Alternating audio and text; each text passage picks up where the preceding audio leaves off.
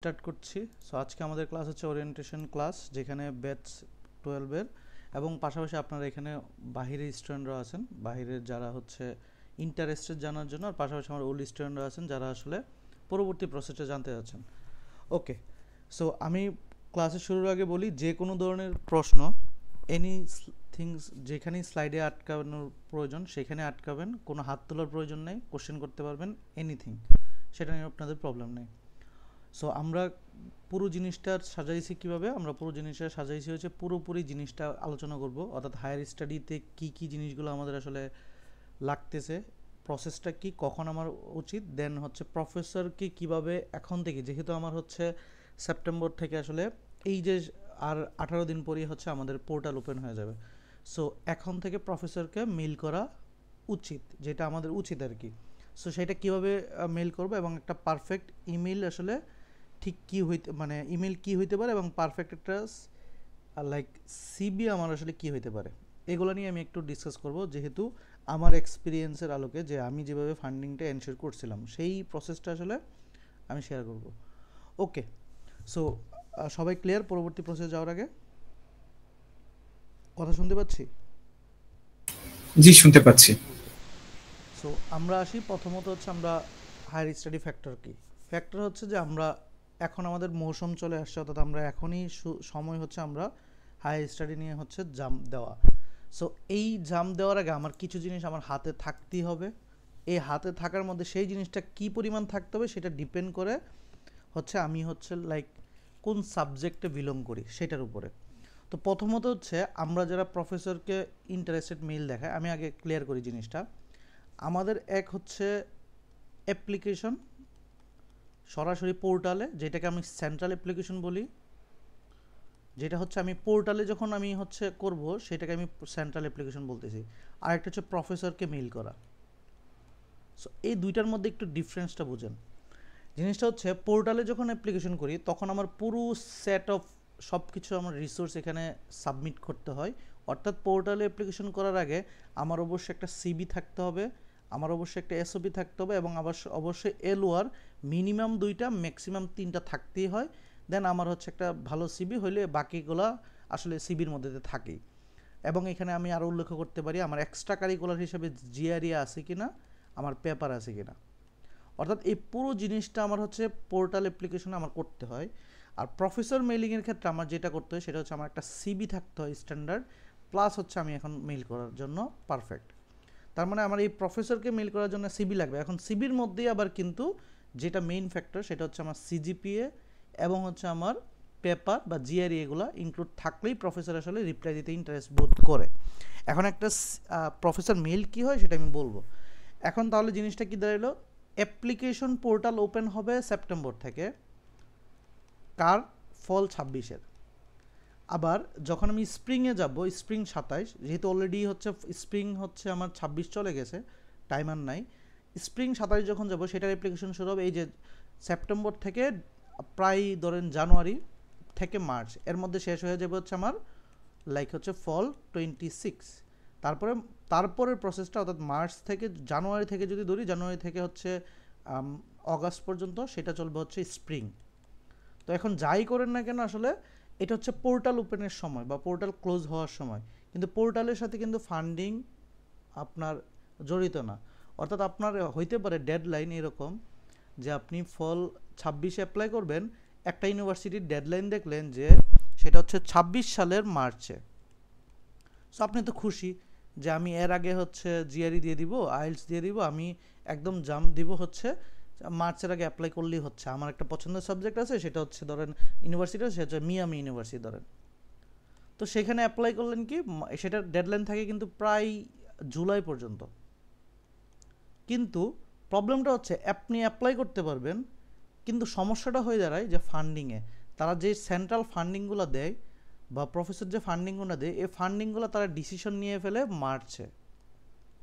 তার মানে কী হলো, আপনি মার্চের আগে না, যত আর্লি অ্যাপ্লাই করবেন তত ফান্ডিং পাওয়ার পসিবিলিটি বেশি, যত পরে অ্যাপ্লাই করবেন সেখানে ফান্ডিংটা থাকতেছে না। অর্থাৎ ফান্ডিং ডিসিশনও কিন্তু ভেরি করে। অর্থাৎ আপনি তার মানে একটু মাথার মধ্যে সেট করেন, আপনি যখনই অ্যাপ্লাই করবেন 2টা ডেডলাইন আপনার ফিক্স থাকা উচিত। একটা হচ্ছে ফান্ডিং ডিসিশনের ডেডলাইন, একটা হচ্ছে প্রফেসরের ডেডলাইন, মানে কি বলে ইউনিভার্সিটি পোর্টালের ডেডলাইন। এই দুইটা যদি মিস করেন তাহলে কিন্তু আপনার চান্স হবে কিন্তু ফান্ডিং হবে না। মানে আপনি চান্স হবে কিন্তু সকল হচ্ছে সেলফ ফান্ডিংয়ে যাইতে হবে, যেটা আসলে আমরা আশা করি না। তার মানে এই দুইটা জিনিসের মধ্যে ডিফারেন্টটা কি, আমরা হচ্ছে অবশ্যই ডেডলাইনটা ক্লিয়ার থাকবো যে কখন আসলে আমার অ্যাপ্লাই করতে হবে এবং কখন অ্যাপ্লাই করলে আমি আসলে ফান্ডিংয়ের জন্য লাইক হচ্ছে সেন্ট্রাল অ্যাপ্লাই করলে তারা আসলে আমাকে ডিসিশনে রাখবে। এখন ধরেন সেন্ট্রাল অ্যাপ্লাই কিন্তু আমি 100% বলতে পারবো না কখনো আমার ফান্ডিংটা হবে কি হবে না, এখানে তারা অনেক কিছুর উপরে ডিপেন্ড করে। আপনি হয়তো বা 10 জন সিবি দিল, অ্যাপ্লাই করলো 10 জনের মধ্যে হয়তো বা আমার কাছে সেন্ট্রাল অ্যাপ্লাই তারা 3 জনকে দিবে ফান্ডিং। এই 10 জন থেকে আপনি 3 জন হইতে পারবেন কিনা সেটার জন্য আপনি অনেক ইউনিভার্সিটি ইন্টারভিউ নিবে না সরাসরি, জাস্ট হচ্ছে দেখবে টিচিং অ্যাসিস্ট্যান্টশিপ আছে কিনা, পেপার আছে কিনা, জিআরএ আছে কিনা, সব কিছু মিলে তারা আসলে অফার করে ফেলে সেন্ট্রালি কোনো ইন্টারভিউ ছাড়া। আবার অনেক জায়গায় ইন্টারভিউ হয়, যেটা আমার ক্ষেত্রে টিচিং অ্যাসিস্ট্যান্ট এর জন্য ইন্টারভিউ হয়েছিল। তার মানে কি ইন্টারভিউ হয়, তার মানে এই প্রসেসটাও কিন্তু একটা প্রসেস। তার মানে আমার বুঝে নিতে হবে কখন আমার আসলে অ্যাপ্লিকেশন করতে হবে। সো এইগুলো একটু নোট ডাউন করেন।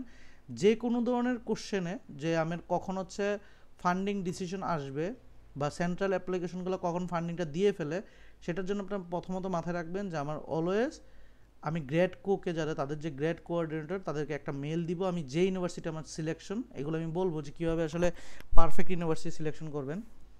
সো গ্রেড কোকে নক দিলে সে বলে দিবে যে এর আগে নক করলে বা এর আগে মেল করলে আমি হচ্ছে ফান্ডিং ডিসিশনটা ধরতে পারবো। এই জন্য এই যে একটা প্যারা, একজ্যাক্ট সময় না দিলে হচ্ছে ফান্ডিং পাচ্ছি না, পাশাপাশি হচ্ছে শিওর না ফান্ডিং হবে কি হবে না, দ্যাটসে আসলে আমরা সবাই প্রিফার করি প্রফেসর ফান্ডিংয়ে। সো প্রফেসর ফান্ডিংটা কীভাবে হয়, এই স্টুডেন্টের সাথে প্রফেসরের সরাসরি কানেকশন হয়, সেই কানেকশন থেকে প্রফেসর হচ্ছে ইন্টারভিউ কল করে বা প্রফেসরের প্রোফাইলের সাথে যদি ম্যাচ করে তখন হয়তো ইন্টারভিউ ছাড়াই তার যদি অনেক বেশি পেপার থাকে সেই ক্ষেত্রে সে একটা ডিসিশন চলে আসে। তার মানে কি এইখানে আপনি 100% বলতে পারবেন আপনার ফান্ডিংটা হচ্ছে কি হচ্ছে না। সো দ্যাটস আমরা আসলে প্রফেসর ফান্ডিংটাকে আমরা আগায় রাখি। এখন প্রফেসরকে মেইল করবেন কখন, ফল 26-এর জন্য সেপ্টেম্বর 1 তারিখ থেকে মাস্ট বি মেইল করা স্টার্ট করতে হবে।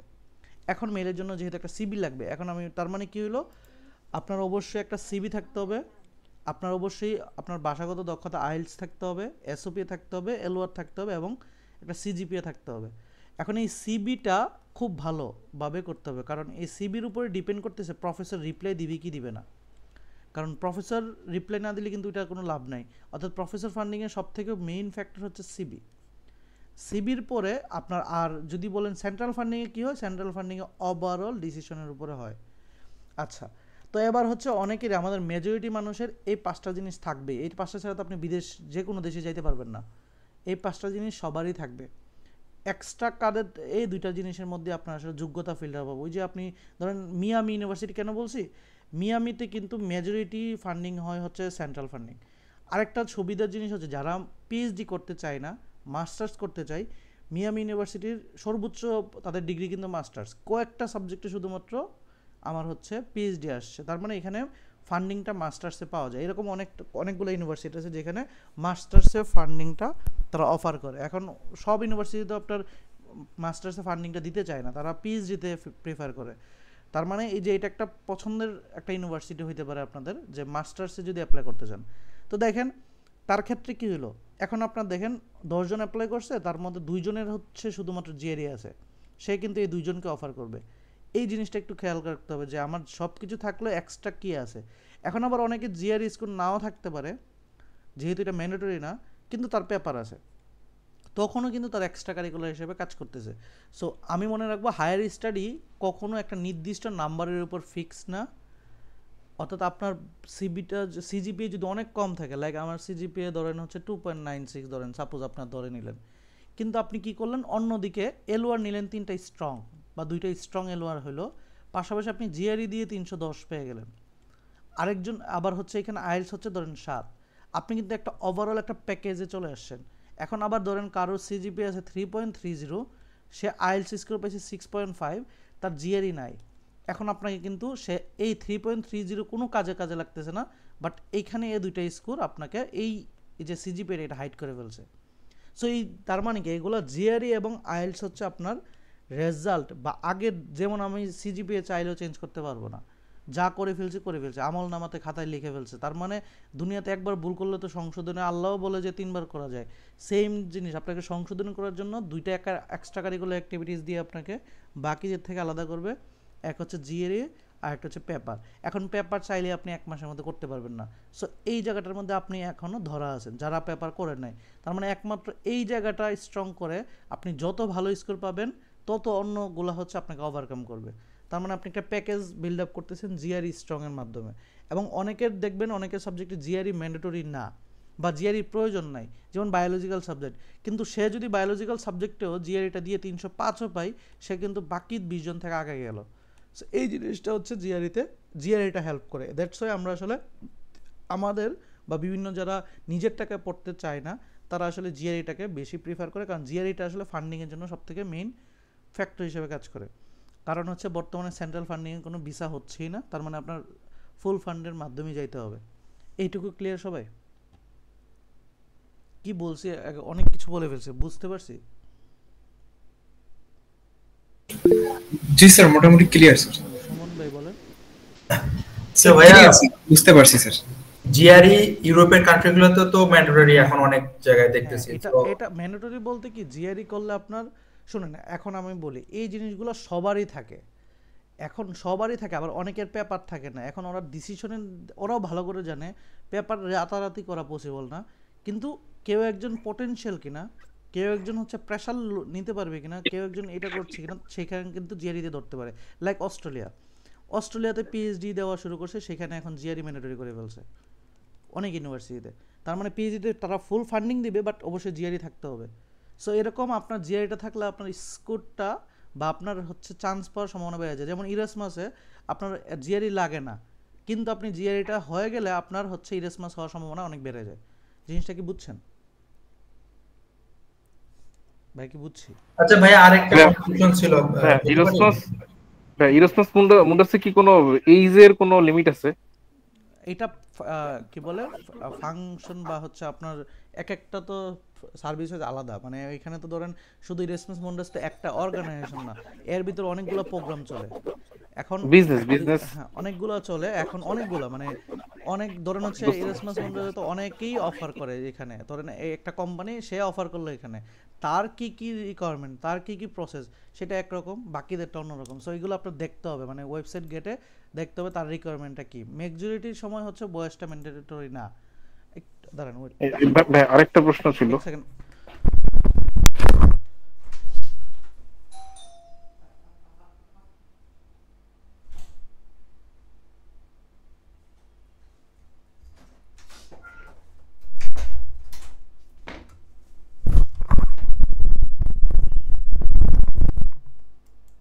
হ্যাঁ ভাই বলেন।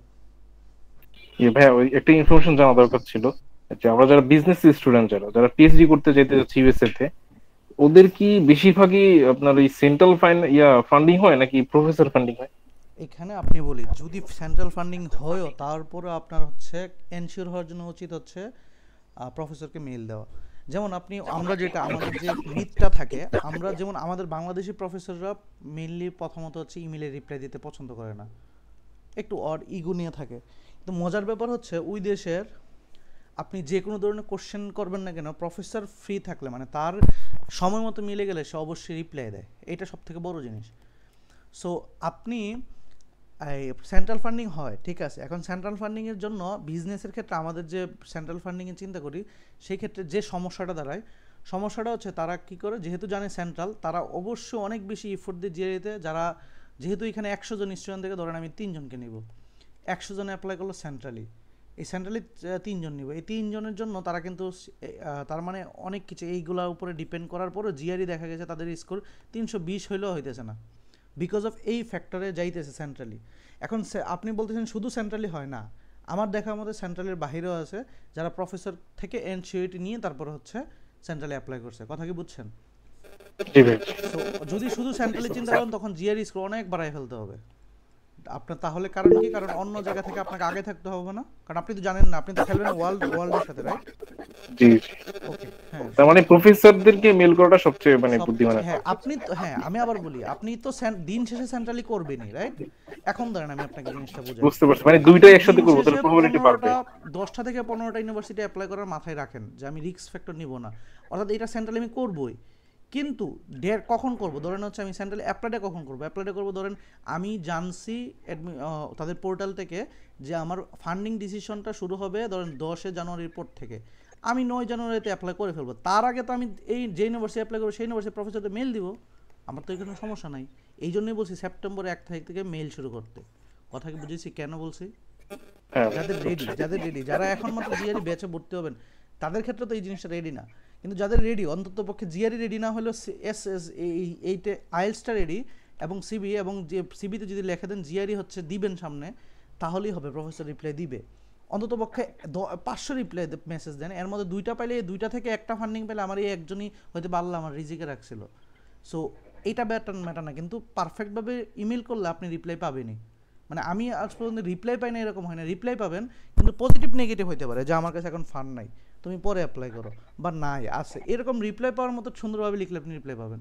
সো আপনি তো দিন শেষে এটা করবেনই, কিন্তু দেখেন 10 থেকে 15টা অ্যাপ্লাই করবেন, হয়তো বা 1.5 লাখ টাকা এখানে চলে যাবে, কিন্তু আপনার বাকি যে এই যে 500 ইউনিভার্সিটি, 300-400 ইউনিভার্সিটি, এতগুলো ইউনিভার্সিটি, সবগুলো তো আপনি টার্গেট করে করে মেইল করে দেন না, হইলো না হয়, যে যদি হয়ে যায় তাহলে তো শিওর এটাতে আমার হয়ে যাবে, বুঝেন নাই? সো দুইটা একসাথে রান করেন, এটা শুধু একটা সেন্ট্রাল ফান্ডিংয়ের আশাতে বসে থাকার দরকার নাই, কারণ সেন্ট্রাল ফান্ডিংয়ের আপনার ডেডলাইন হয়তো বা মার্চে শেষ হলো। আবার এটা কেন আমি এখানে ক্লিয়ার করলাম যে ডেডলাইন আর ফান্ডিং ডেডলাইন কিন্তু এক না, এই জন্য সেন্ট্রাল অ্যাপ্লিকেশন করার আগে এটা জেনে নিন ফান্ডিং ডেডলাইন কখন, মানে ফান্ডিং ডিসিশনটা কখন আসে। সো এটা বড় একটা জিনিস যেটা বাংলাদেশি স্টুডেন্টরা মিস করে, যেটা মিস করার কারণে আসলে তার ডিসিশন আইসা পরে মার্চে, কিন্তু সে অ্যাপ্লাই করছে হয়তো বা এ ধরেন এপ্রিলে, কিন্তু তার ডেডলাইন কিন্তু অ্যাপ্লিকেশন ডেডলাইন কিন্তু জুলাই পর্যন্ত ছিল। কারণ কি ধরেন হচ্ছে ওই যে তারা কিছু মানুষ যাবে না যে নিজের টাকায়, তাদের জন্য তো পোর্টাল ওপেন থাকেই। জিনিসটা কি বুঝছেন কোন জায়গাটা ধরাইতে চাইছি? ক্লিয়ার করতে পারছি?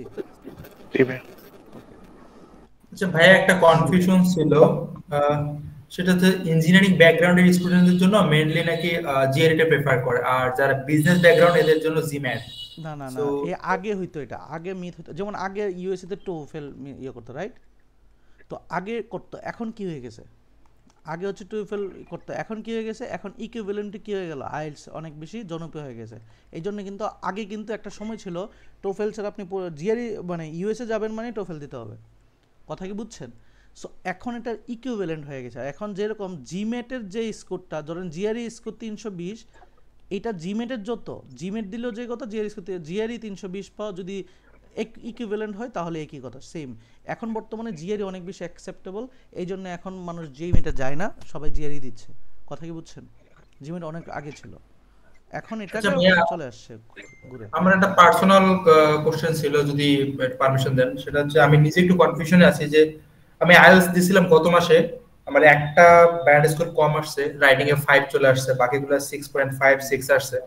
এখন সাথে জিআরইটাও করতে চাচ্ছি, যে এখন যদি করি সেপ্টেম্বরের বা অক্টোবরের আগে কি দুইটা কমপ্লিট না, করা? জিআরই কখনোই, আপনি যদি একদম ইনিশিয়ালি শুরু করেন, কখনোই এটা 2 মাসের 3 মাসের জার্নি না।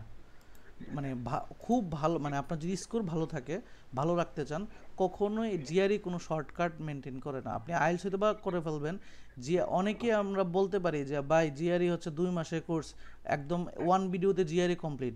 এই জিনিসটা আমি বলবো না, কারণ আমি আসলে 11টা ব্যাচ করে আমি দেখছি আসলে কোনো স্টুডেন্ট 2 মাসে পরীক্ষা দিয়ে আমার অন্তত এক্সপেকটেশন রেজাল্টটা 305ও পার করতে পারতেছে না। কারণ আছে, কারণ হচ্ছে রিসোর্স। এগুলো শেষ করা ছাড়া জিআরইতে যেহেতু শর্টকাট নাই, শর্টকাটে কোনোভাবে পার হইতে পারবেন না, দ্যাটস ওয়াই হয় না। সো জিআরই মিনিমাম যদি চিন্তা করি তাও 3 মাস লাগবে, আর যদি পারফেক্ট 310+ স্কোর চিন্তা করেন, আমি মনে করি 3 থেকে 4 মাসের নিচে বসতে পারবেন না।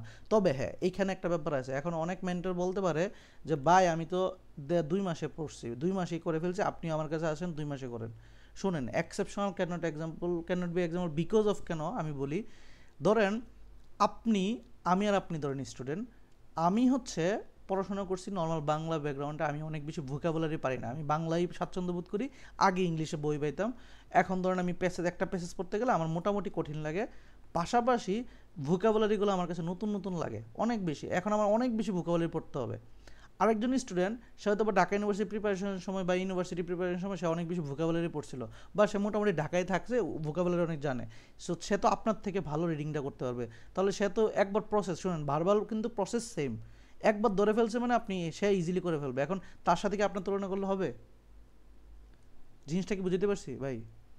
এখানে আপনি চিন্তা করেন আপনার মিনিমাম হচ্ছে, আমি যদি আমার যে রিসোর্স এর মধ্যে যদি এসি পেয়ার যে শিটটা সেটাও মুখস্থ করতে বলি তাও তো 2 মাস লাগবে অন্তত সে ভালো করার জন্য, অথবা আমাদের যে রিয়েল কোশ্চেন মক আছে সেগুলো যদি করতে যায় তাও তো তার 2 মাস লাগবে। সো তার মানে শর্টকাট নেই, আপনার মিনিমাম 4 মাস এখানে দিতে হবে। যদি আপনার স্কোর যদি হাই থাকে মানে 310 প্লাস রান, তাহলে 4 মাস আপনি বসতে পারবেন। অর্থাৎ আমার 3 মাসের কোর্সে পুরোপুরি জিনিসটা হয়ে যায়। আর যদি 1 মাস সহ 3 মাসের মধ্যে তো আমি 1.5 মাস পরেই মকে নিয়ে ফেলি, তার মানে ওই টোটাল 4 মাসের মধ্যে যদি আপনি পরীক্ষা দেন আপনি 310 প্লাস আপনি আশা রাখতে পারেন। কারণ এইভাবেই যারা এরকম 3 থেকে 4 মাসে পরীক্ষা দিয়েছে তাদের স্কোর 310 থেকে 20-এ আছে আমার বেঁচে, আর যারা একটু সময় নিয়ে দিয়েছে তাদের 320 ক্রস হয়ে গেছে আর কি।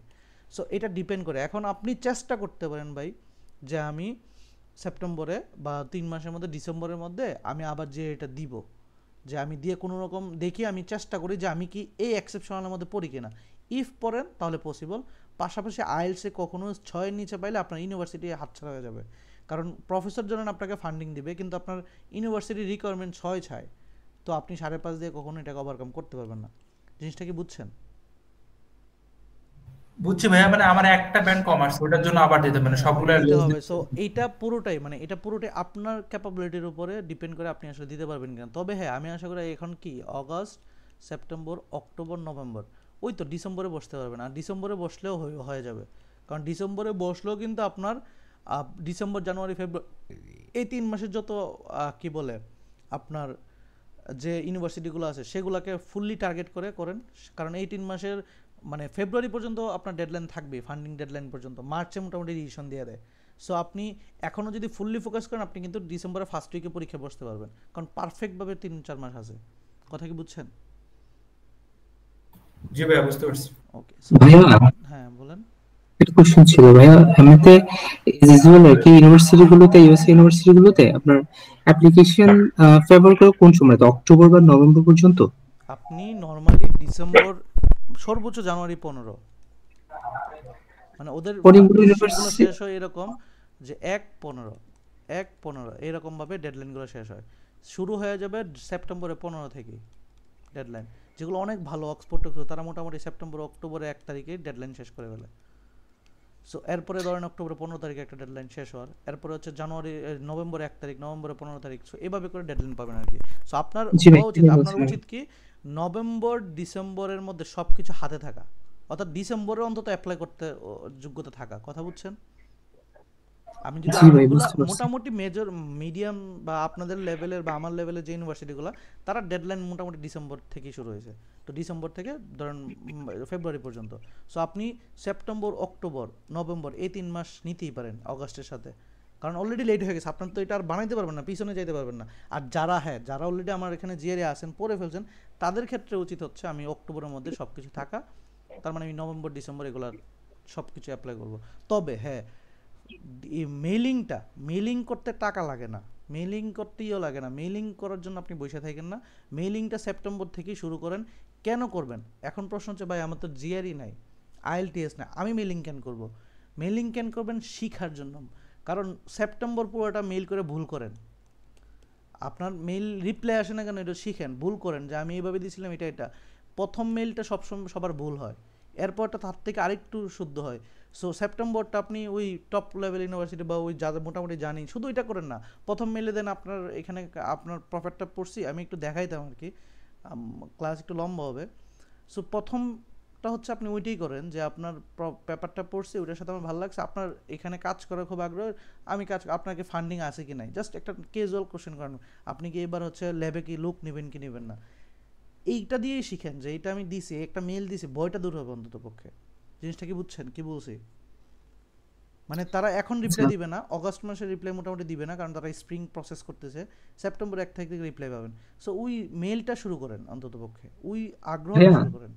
হ্যাঁ আরেকটা বিষয় হচ্ছে যেদিন এক্সাম দিব সেদিন মনে হয় জিআরই স্কোরটা যে আমার ফেভারেবল ইউনিভার্সিটিতে মনে হয় সাবমিট করা যায়, ওই প্রসেসটা নিয়ে যদি কিছু বলতেন। এটা কিছুই না, এটা হচ্ছে প্রত্যেকটা ইউনিভার্সিটির একটা জিআরই কোড থাকে, লাইক হচ্ছে আমি হ্যাঁ, আমি ধরুন দেখেছি ওটা হচ্ছে একটা কোড ইউএইচ আছে। হচ্ছে যদি হচ্ছে জিআরই কোড বা হচ্ছে স্কোর হচ্ছে ধরেন এটা, তো এই যে একটা কোড, এই কোডটা আপনি মনে রাখেন যাইতে পারেন, অর্থাৎ হচ্ছে আপনার পরীক্ষার পরে একটা পোর্টাল আসে যেখানে অ্যাপ্লাই করতে মানে এটা দিলে ইউনিভার্সিটি লিস্ট আসে, আপনি দিতে পারেন।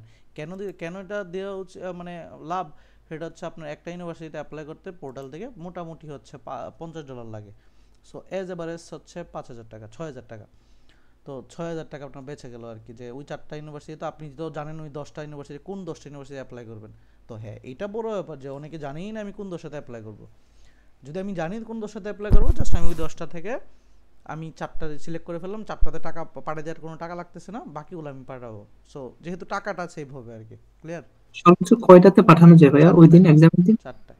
আচ্ছা আচ্ছা, তার মানে আমার এক্সামটার পরে কিন্তু আমার পোর্টালটা আসবে, ইউনিভার্সিটিগুলো এক্সাম লিস্টগুলো আসবে। দেওয়ার পরে লাস্টে স্কোরটা দেখবেন, তারপরে পোর্টাল আসবে কোন 4টা দিবেন। ঠিক আছে, আচ্ছা দিয়ে আচ্ছা, চলে আসবেন থ্যাংক আর কি। ইউ। ভাই ওকে, এই 4টা পাঠানো মানে কি আমি অ্যাপ্লাই করলাম নাকি? এটা দিয়ে 4টা আসলে কি পাঠানো মানে বোঝায়? স্কোরটা পাঠাই রাখছি ওই পোর্টালে, যখন আমি অ্যাপ্লাই করব তখন আমি জাস্ট ওদের আচ্ছা গেট কুকে অ্যাডমিশন করে বলে দিব যে আমার স্কোরটা পাইছেন, আমার একটু পোর্টালে একটু আপডেট করে দেন, তখন তারা আপডেট করে দেবে আপনার আচ্ছা পোর্টালে। আচ্ছা। না হলে আপনার আবার পাঠাতে হবে ইটিএস অ্যাকাউন্ট থেকে, যেখানে $50 করে কাটবে। ঠিক আছে? ওরে বাবা, আচ্ছা আচ্ছা, ঠিক আছে। ওকে, সো এবার আসি হচ্ছে যা ফান্ডিং ডে গাইডলাইন যেটা। সো আমি আবারও বলি, যারা মানে রানিং স্টুডেন্ট অলরেডি পরীক্ষা দিতেছেন বা দিয়ে দিবেন বা সামনে দিবেন, তাদের ক্ষেত্রে একরকম, আর যারা হচ্ছে এখন জিআরইতে ভর্তি হবেন তাদের ফলের ক্ষেত্রে বলি, তারা চেষ্টা করবেন হচ্ছে ফলটা ধরার জন্য, কারণ অলরেডি লেট করে ফেলছেন। এটা একদম বাস্তব কথা যে আপনি অলরেডি ফল 26-এর জন্য লেট। এখন আমি হচ্ছে অসম্ভব জিনিস দেখাবো না যে আপনি হচ্ছে মানে আমার কাছে আসছেন মানে আপনি ফল 26 ধরেই ফেলবেন। জিনিসটা হচ্ছে আপনি ফলের জন্য লেট বাট নট ইম্পসিবল, কারণ আপনি যদি প্রেশার দেন আপনি 3 মাসের পরে পরীক্ষায় বসতে পারবেন। কারণ আমার কোর্সগুলো এভাবেই কন্ডাক্ট করা যে সব কিছু যেহেতু আমি রেকর্ডিং থেকে ধরে সব কিছু যেহেতু আমি আগেই দিয়ে দিই, সো আপনি যদি এক্সট্রা এফোর্ট দেন তাহলে আপনি 3-4 মাসে বসতে পারবেন। সো ফল আপনি লেট করে ফেলছেন, বাট স্প্রিং তো লেট, হ্যাঁ, তারপরেও দেখতে দেখতে 1 বছর কেমনে যে চলে যায় ভাই কিচ্ছু বুঝবেন না। কারণ মানুষের যখন মনের স্যাটিসফ্যাকশন না আসে তখন সময় কোন দিকে চলে যায় আপনি বুঝবেন না। সো ফল 27 আপনার টার্গেট হইতে পারে, সমস্যা নেই, তো স্প্রিং এবং ফল 27 টার্গেট হইলেও আমি ভালো করে যাব। ইফ আমি ফল 26 ধরার ট্রাই করবো, কোনো কারণে মিস হলে আমি প্রয়োজনে জিআর আবার দিয়ে ভালো স্কোর নিয়ে ভালো একটা প্রোফাইল রেডি করে আমি দাঁড়াবো। সো মানে হোপ নষ্ট করা যাবে না, আপনি ওই জায়গাটা ধরার ট্রাই করেন। সো আমি যেহেতু লেট হয়ে গেছে এটা, সো আপনার ফান্ডিংটা প্রথম এবং প্রধান কাজ, আমার লক্ষ্য হচ্ছে প্রফেসরকে মেইল করা। প্রফেসর কি প্রফেসর মেইল করা হচ্ছে প্রথম এবং প্রধান কাজ। এখন প্রফেসর কোথা থেকে নেব, কোন ইউনিভার্সিটি নিব, এটা ডিপেন্ড করবে আপনার প্রোফাইলের উপরে। এখন আপনার প্রোফাইল, ধরেন আমি একটা প্রোফাইল বলি আইওয়া ইউনিভার্সিটি, এখন সেটার সিজিপিএ লাগে 3.50 আপ, আপনার সিজিপিএ 3.3, আপনি একে মেল দিয়ে তো লাভ নাই। তার মানে আপনার প্রোফাইল থাকবে আপনার ইউনিভার্সিটির রিকোয়ারমেন্ট অনুযায়ী।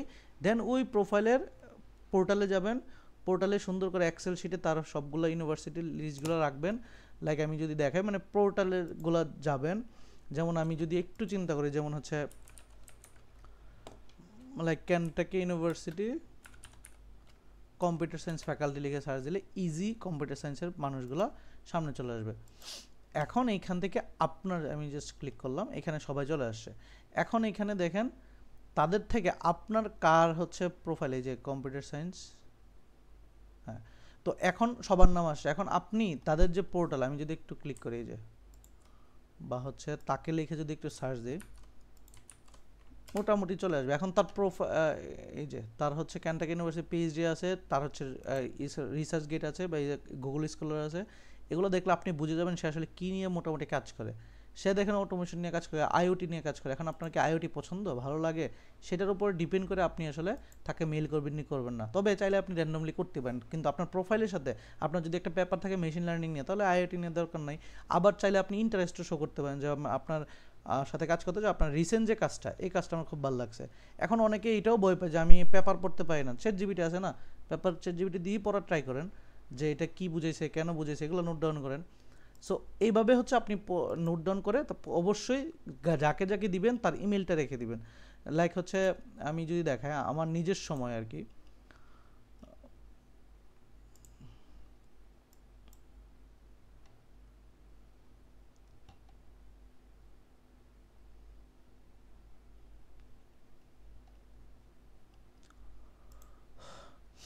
ওকে। সো যে প্রফেসরকে আমার পছন্দ সেই প্রফেসরের পোর্টাল সহ নাম সহ ইমেল রেখে দেওয়া, অর্থাৎ হচ্ছে ধরেন হচ্ছে আমি যদি একটা ক্লিক করি একটাতে, ধরুন তারে, সো প্রফেসরের নাম এবং ইমেল সহ তারটা যদি রেখে দেওয়া, এখানে কি তার পোর্টালে এখন বর্তমানে কাজ করতেছে না, ওকে। তার পোর্টাল, তার বায়োগ্রাফি, সে কী নিয়ে কাজ করে, যেগুলো যদি আমার সাথে যায় সে হচ্ছে তার মানে হচ্ছে আমি তার সাথে ইন্টারেস্টেড। দেন হচ্ছে পুরো জিনিসটা দেখেন, তার পুরো জিনিসটা তার নিজস্ব ওয়েবসাইট আছে, এখানে তার নিজস্ব ওয়েবসাইটটা মেবি কাজ করছে না, তখন কাজ করছিল আর কি। ওকে, আমরা একটু আরেকটা দেখি। ওকে,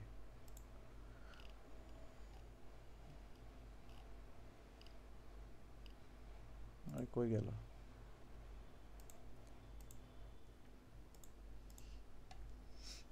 ওকে, সো দেখেন ধরেন সে একটা কম্পিউটার সায়েন্সের হচ্ছে একজন ফ্যাকাল্টি, সে দেখেন এই দেখেন সে বলেই দিয়েছে যে আই রিসিভ মাই, আচ্ছা সে এখানে তার এক্সপিরিয়েন্সগুলো আছে, তার হচ্ছে রিসার্চ কি ইন্টারেস্ট নিয়ে কাজ করে সেগুলো আছে, এক্সপ্লেন এআই বা মেশিন লার্নিং নিয়ে কাজ করে। সো আপনি তাকে মেইল দিতেই পারেন। এখন তার কি তার নিজস্ব এই যে ইমেলটা রেখে দিবেন, কারণ হচ্ছে পরবর্তী মেইলের জন্য, এবং তাকে একটা মেইল দিতে আপনার কোনো যায় আসে না। এই যে এখানে যদি দেখেন এই যে ওপেনিং দেখেন, সে বলতেছে already I am looking 1 or 2 PhD student এই টপিকের উপরে। দেখেন শিওর কেস যে সে হচ্ছে স্টুডেন্ট নিবে আমার জন্য, হচ্ছে সে হচ্ছে লাকি চ্যাম, অর্থাৎ সে স্টুডেন্ট নেওয়ার জন্য বসে আছে, আমি শুধু তাকে একটা মেল সিবি দিব, অর্থাৎ তার থেকে রিপ্লাই আসবে। এই জিনিসগুলো ফাইন্ড আউট করবেন। এখন প্রশ্ন হচ্ছে যে আমি এইভাবে ফাইন্ড আউট করবো কীভাবে? আপনি যাবেন সুন্দর করে নেক্সট স্টপ ইউএসএ, যেটা আমাদের বাংলাদেশের গ্রুপ, সেখানে দেখবেন আপনার সাবজেক্ট লিখে উপরে সার্চ দিবেন, সার্চ দেওয়ার পরে দেখবেন হচ্ছে যে আপনার সাবজেক্ট অনুযায়ী তারা কোন ইউনিভার্সিটি থেকে অফার লেটারটা বেশি পাচ্ছে, ওই ইউনিভার্সিটির লিস্ট ডাউন করবেন, করে সুন্দর করে ওই ইউনিভার্সিটি একটু এগুলো নিয়ে কাজ করতে হবে। ভাই আমি এগুলো যখন করছি আমার কাজ করতে হয়েছে, সো আপনাকে ওই সময়টা দিতে হবে, একটা সময় বের করে যে আপনি কিসে ইন্টারেস্টেড, ওই ইউনিভার্সিটিগুলো আমার সিজিপি এর সাথে অ্যাকসেপ্ট যাইতেছে, দেন হচ্ছে আমি তাদের প্রফেসরকে নেওয়া, তাদেরকে মেল দেওয়া। জিনিসটা কি বুঝছেন, কি বুঝাতে চাইছি, প্রসেসটা কি হয়? ক্লিয়ার? সো প্রফেসর মেল হয়ে যাওয়ার পরে তার সাথে ইন্টারভিউ হইতে পারে, তার সাথে হচ্ছে পেপার প্রেজেন্টেশন হইতে পারে, তার সাথে পেপার প্রেজেন্টেশন নাও হইতে পারে। যদি আপনার পেপার অনেক বেশি থাকে, সে বুঝে যাবে চাহে কাজ পারে, তার সাথে ইন্টারভিউর প্রয়োজন নাই, সে হয়তো মেইলের মাধ্যমে ডিসকাশন করতে পারে, আপনাকে ফান্ডিংটা দিয়ে দিতে পারে, দেন আপনি সেন্ট্রাল অ্যাপ্লাই। আর যদি কী বলে প্রফেসরেরটা ওয়ার্কআউট না করে, আপনি কী বলে সময়ের আগে আপনি সুন্দর করে সেন্ট্রাল অ্যাপ্লাইটা করে ফেলবেন। সেন্ট্রাল অ্যাপ্লাই করলে আপনার নর্মালি আপনি অন্ততপক্ষে ওয়েটিংয়ে থাকবেন, ফল 27 ওয়েটিংয়ে থাকলে আপনি অন্তত বুঝতে পারবেন যে কোন জায়গা থেকে ডিসিশন আসে, কোন জায়গা থেকে নাই। আবার যদি অনেক সময় আছে যে আপনাকে শুধুমাত্র অফার করছে অ্যাডমিশন, আপনি চাইলে তখন আবার মেল দিতে পারেন যে আমাকে আপনারা অফার করছেন, এখন আমার তো ফান্ডিং ছাড়া তো পসিবল না, আমাকে কি করেন ফান্ডিংটা দেন। অথবা আপনি এটাও করতে পারেন, ধরুন আপনার হচ্ছে ফল 26-এ অ্যাপ্লিকেশন হয়ে গেছে, কোনো ফান্ডিং আসে নাই, ফল 26-এ আপনার হয়ে গেছে, কোনো ফান্ডিং নাই, আপনি কি করতে পারেন, এটাকে সুন্দর করে ডেফার করে ফল 27-এ নিয়ে যেতে পারেন। অর্থাৎ আপনি অলরেডি ডেফার করে আপনার একটাতে অ্যাডমিশন আসেন, অলরেডি ভর্তি হয়ে গেছেন, জাস্ট 26-এর জায়গায় 27-এ যাবেন। অবশ্যই 26-এ যদি ফান্ডটা না থাকে আপনি কি করবেন, 26 সেপ্টেম্বর ঢুকলে আপনি তারা আবার মেল দিবেন, আমি কিন্তু ভর্তি আছি, আমার হচ্ছে ফান্ডিং লাগবে, হোয়াট ইজ দ্য প্রসিডিউর। দেন সে আবার হচ্ছে অন্য সব স্টুডেন্টের তুলনায় আপনাকে আবার একটা প্রসিডিউর বলবে, সেই প্রসিডিউরে ফান্ডিংটা এনশিওর করবেন, যেটা মেজরিটি মানুষ করে। আমি কি অনেক দ্রুত গেছি, বুঝতে পারছি কি বলছি? হ্যালো ভাই, ওই যে ওইটা কি বলছিলেন যে ভাই, নেক্সট কি জানি বললেন না, নেক্সট স্টপ? হ্যাঁ নেক্সট আচ্ছা ভাইয়া, এই একটা কনফিউশন ছিল, তো আমরা কি শুধু ইউএসএ গুলোকেই টার্গেট করব? ইউরোপের অনেক ড্রিম, এখন ভাই আপনার ড্রিম, এখন আপনার ড্রিম আমার এটা নিয়ে একটা কনফিউশন আছে এরকম ভাইয়া। হয় যে আমার ড্রিম ধরেন হচ্ছে একটা দেশে যাইতে পারলে হলো, এরকম একটা ড্রিম তো আলাদা জিনিস। তাহলে আপনি ইউরোপের জন্য দেখেন, নর্মাল সিবি ইউএসএ সিবি একরকম, ইউরোপের সিবি হচ্ছে ইউরোপার সিবি, নর্মাল হচ্ছে আমাদের এসওপি, ইউরোপে হচ্ছে মোটিভেশনাল লেটার, এগুলো প্রত্যেকটা গুছাইতে হবে আপনার। যেমন হচ্ছে আমি জাস্ট উদাহরণ দিই, ইউরোপের হচ্ছে ডেনমার্কে স্কলারশিপ শুরু হয় জানুয়ারিতে, ফিনল্যান্ডে শুরু হয়েছে জানুয়ারি 15 তারিখ থেকে ফেব্রুয়ারির 1 তারিখ মেবি, এরপরে হচ্ছে ইরাসমাস শুরু হয়ে যাবে হচ্ছে সেপ্টেম্বরের 15 থেকে। সো এগুলোকে অ্যাপ্লাই করবেন কি করবেন না, এগুলোর জন্য অবশ্যই আপনার এগুলোর রিসোর্সেস থাকতে হবে। তো রেডি সিবি এসওপি এবং হচ্ছে আপনার লাইক হচ্ছে এলওআর, প্রিন্টেড এলওআর ইরাসমাস এগুলোর জন্য। দেন আপনার থাকতে হচ্ছে অবশ্যই আইএলস। এখন এগুলো রেডি করে আপনি অ্যাপ্লাই করতে পারেন। এখন জিনিসটা হচ্ছে আপনার বাই ড্রিম কি সেটার উপরে। এখন কিছু মানুষের ড্রিম থাকে ইউএস ভিত্তিক, সেখানে তার মানে তার একদিন যাক, সে পরবর্তীতে আরেক জায়গায় মানে পরের ফলের জন্য হইলো সে আবার নিজেকে গুছায় নিয়ে আবার অ্যাপ্লিকেশনটা করে। জিনিসটা কি বুঝছেন ভাই? জি ভাই বুঝতে পারি। আরেকটা কনফিউশন আছে ভাই ভিসা নিয়ে, যে ফান্ডিং হলে কি ভিসার ফান্ডিং হলে ভিসা 100% পাবেন, ফান্ডিং না হলে পাবেন না। 1% 1 টাকাও যদি থাকে তাও হচ্ছে এখন দিচ্ছে না, মানে ঝামেলা অনেক। বাট ফুল ফান্ডিংয়ে কেউ ভিসাতে হারে নাই, কথা বুঝছেন? জি ভাই বুঝতে পারছি। দ্যাটস ওয়াই ফুল ফান্ডিংটা অনেক ইম্পর্টেন্ট। ট্রাম্প অনেক কি বলে লজিক্যাল, সে হচ্ছে তার দেশের মানুষকে বুঝাচ্ছে যে আমি মেধা আনতেছি, বাট অযথা মানুষকে আইনা তো লাভ নেই টাকা দিয়ে আসতে চাইলে তুমি কোটি টাকা দাও, জমি কিনো, আমার এখানে ব্যবসা দাও, তারপর আসো। ব্যাপারটা বুঝছেন? তার এটা নির্বাচনী পলিসি আর কি, তার জায়গা থেকে তার। ওকে, এই জিনিসগুলো বুঝাইছি। অ্যাপ্লিকেশন ডেডলাইন বলছি যে ভাইয়া আপনি সেপ্টেম্বরের থেকে একটা জানুয়ারি পর্যন্ত বিষয়, ফান্ডিং। হ্যাঁ বলেন। ভাইয়া যেটা বিষয় সেটা হচ্ছে আমাদের সোশ্যাল সায়েন্সের যেগুলো আছে এগুলাতে তো মনে হয় আমার সেন্ট্রাল ফান্ডিং হয় টোটালি বেশিরভাগ ক্ষেত্রে। এখন আমার ক্ষেত্রে কি প্রফেসর মেইলিং করা লাগে? আমি আপনি যদি প্রফেসর মেইল করলে সে তো একটা রিপ্লাই দিবে না যে আমার ইউনিভার্সিটিতে সবটাই সেন্ট্রাল হয়। একটা রিপ্লাই মেইল করতে তো আমার কোনো বিপদ না, আপত্তি নেই, তাই না? জিনিসটা কি আচ্ছা আচ্ছা বুঝাতে চাইছি? আমি একটা মেইল করব যে আপনার কি মানে ল্যাবে কি লুক নেন কিনা এটা। আমি একটা মেইল করলে সে মাইন্ড করবে না, কারণ তারা অনেক বেশি পরিমাণ সোশ্যাল প্রমাণ, মানে তাদের সময় মিললে সে প্রয়োজনে 1 সপ্তাহ পরে মেইল রিপ্লাইটা দেয়, যদি ঠিকভাবে করতে পারেন, সময় মতো করতে আচ্ছা। পারেন। আমার আমার অ্যাসপায়ারিং যে সাবজেক্ট গুলো আছে আমি যেটাতে অ্যাপ্লাই করবো, তাহলে ওই রিলেটেড ইয়াগুলোকে প্রফেসর গুলোতে আমি হ্যাঁ, মেইল করতে পারবো ওই ডিপার্টমেন্টে আর দিবেন, কি। হ্যাঁ অবশ্যই, ইয়া এবং ইয়া ওই রিলেটেড দিবেন এবং মেইলটার মধ্যে উল্লেখ করবেন যে আপনার কি কারণে আপনার ল্যাবটা আমি চাইতেছি। দেন শুনেন, সে একটা রিপ্লাই দিবে না যে আমাদের কাছে ফান্ড নেই, ফুললি সেন্ট্রালি হয়। এটা অন্তত নিজের চোখে দেখে তারপরে সেন্ট্রাল অ্যাপ্লাই করা উচিত না? আমি বললে লাভ আছে? আমি বলে বিশ্বাস করা উচিত? জিনিসটা কি বুঝছি? বুঝছি ভাইয়া, আমি বুঝতে পারছি। সরাসরি জিজ্ঞাসা টাইম করব। লাইনটা বলতেন যদি, হ্যাঁ, অ্যাপ্লিকেশন টাইম লাইনটা আমি হচ্ছে মিসিং করছি। অ্যাপ্লিকেশন টাইমলাইন এই যে আপনার সেপ্টেম্বর থেকে ওপেন হয়ে যাবে, সেপ্টেম্বর 15, প্রত্যেক 15 দিন পর হচ্ছে ডেডলাইন থাকে। এখন আপনার ইউনিভার্সিটি, ডিজায়ার ইউনিভার্সিটি যখন যাবে সেটা জানুয়ারির পরে আর ফান্ডিং ডিসিশন থাকে না, এর আগে ফান্ডিং ডিসিশন হয়ে যায়। সো আপনি যদি ফান্ডিং পাইতে চান এর মধ্যেই আপনার স্কুলগুলো থাকা উচিত। সো ওইভাবেই পড়াশোনা করেন, একটু রিকোয়েস্ট, এছাড়া তো কিছু বলার নেই আমার আসলে। সো যারা অলরেডি লেট করে ফেলছেন, মানে জিআরই দিতে অলরেডি লেট, আপনারা যারা আমার এখানে বর্তমানে আছেন তারা লেট, যারা ভর্তি হয়েছেন বা হবেন। আর যারা হচ্ছে পরে ফেলছেন, অলরেডি মকে আছেন, মক বেঁচে আছেন, তারা সঠিক লাইনে আছেন। জাস্ট 1 মাস পরের মধ্যে সব কিছু পরীক্ষা, অক্টোবরের মধ্যে যদি আপনার স্কোর থাকে, আপনি সুন্দর করে ফল 26 ধরতে পারবেন, এইটা আমি গ্যারান্টি দিচ্ছি। কিন্তু যারা এখন ভর্তি হচ্ছেন, সো আপনি জাস্ট একটা ট্রাই নিতে পারেন যে আমি হচ্ছে অবশ্যই ডিসেম্বরের 15 তারিখের আগে আমি এক্সাম দিব, জিআরএ এবং আইএলটিএস, তারপর আমি সুন্দর করে অ্যাপ্লাই করব। তার আগে অবশ্যই আমি মেইল করা শুরু করব, ঠিক আছে? মেইল করে প্রফেসরদের থেকে ইন্টারভিউ নিব, এটা হ্যাঁ প্রফেসরকে বলবো। মেইলে যদি একবার ইন্টারভিউ ডাকে আমি বলবো আমি সামনে আইএলস এবং টোফেল দিব, তখন সে বলে দেয় যে হ্যাঁ তুমি যদি জিআরইতে, তার যদি রিকমেন্ড থাকে যে জিআরইতে 310 পাও, তাহলে আমি তোমাকে নিতে পারবো, আদারওয়াইজ পারবো না। এইগুলো হয়, এই প্রসেসও যায়। সো আপনি যারা আমার এখানে এখন ভর্তি হবেন বা হচ্ছেন, খেয়াল রাখেন আমরা খুব 3 মাস খুব ডেডিকেটেডভাবে পড়বো।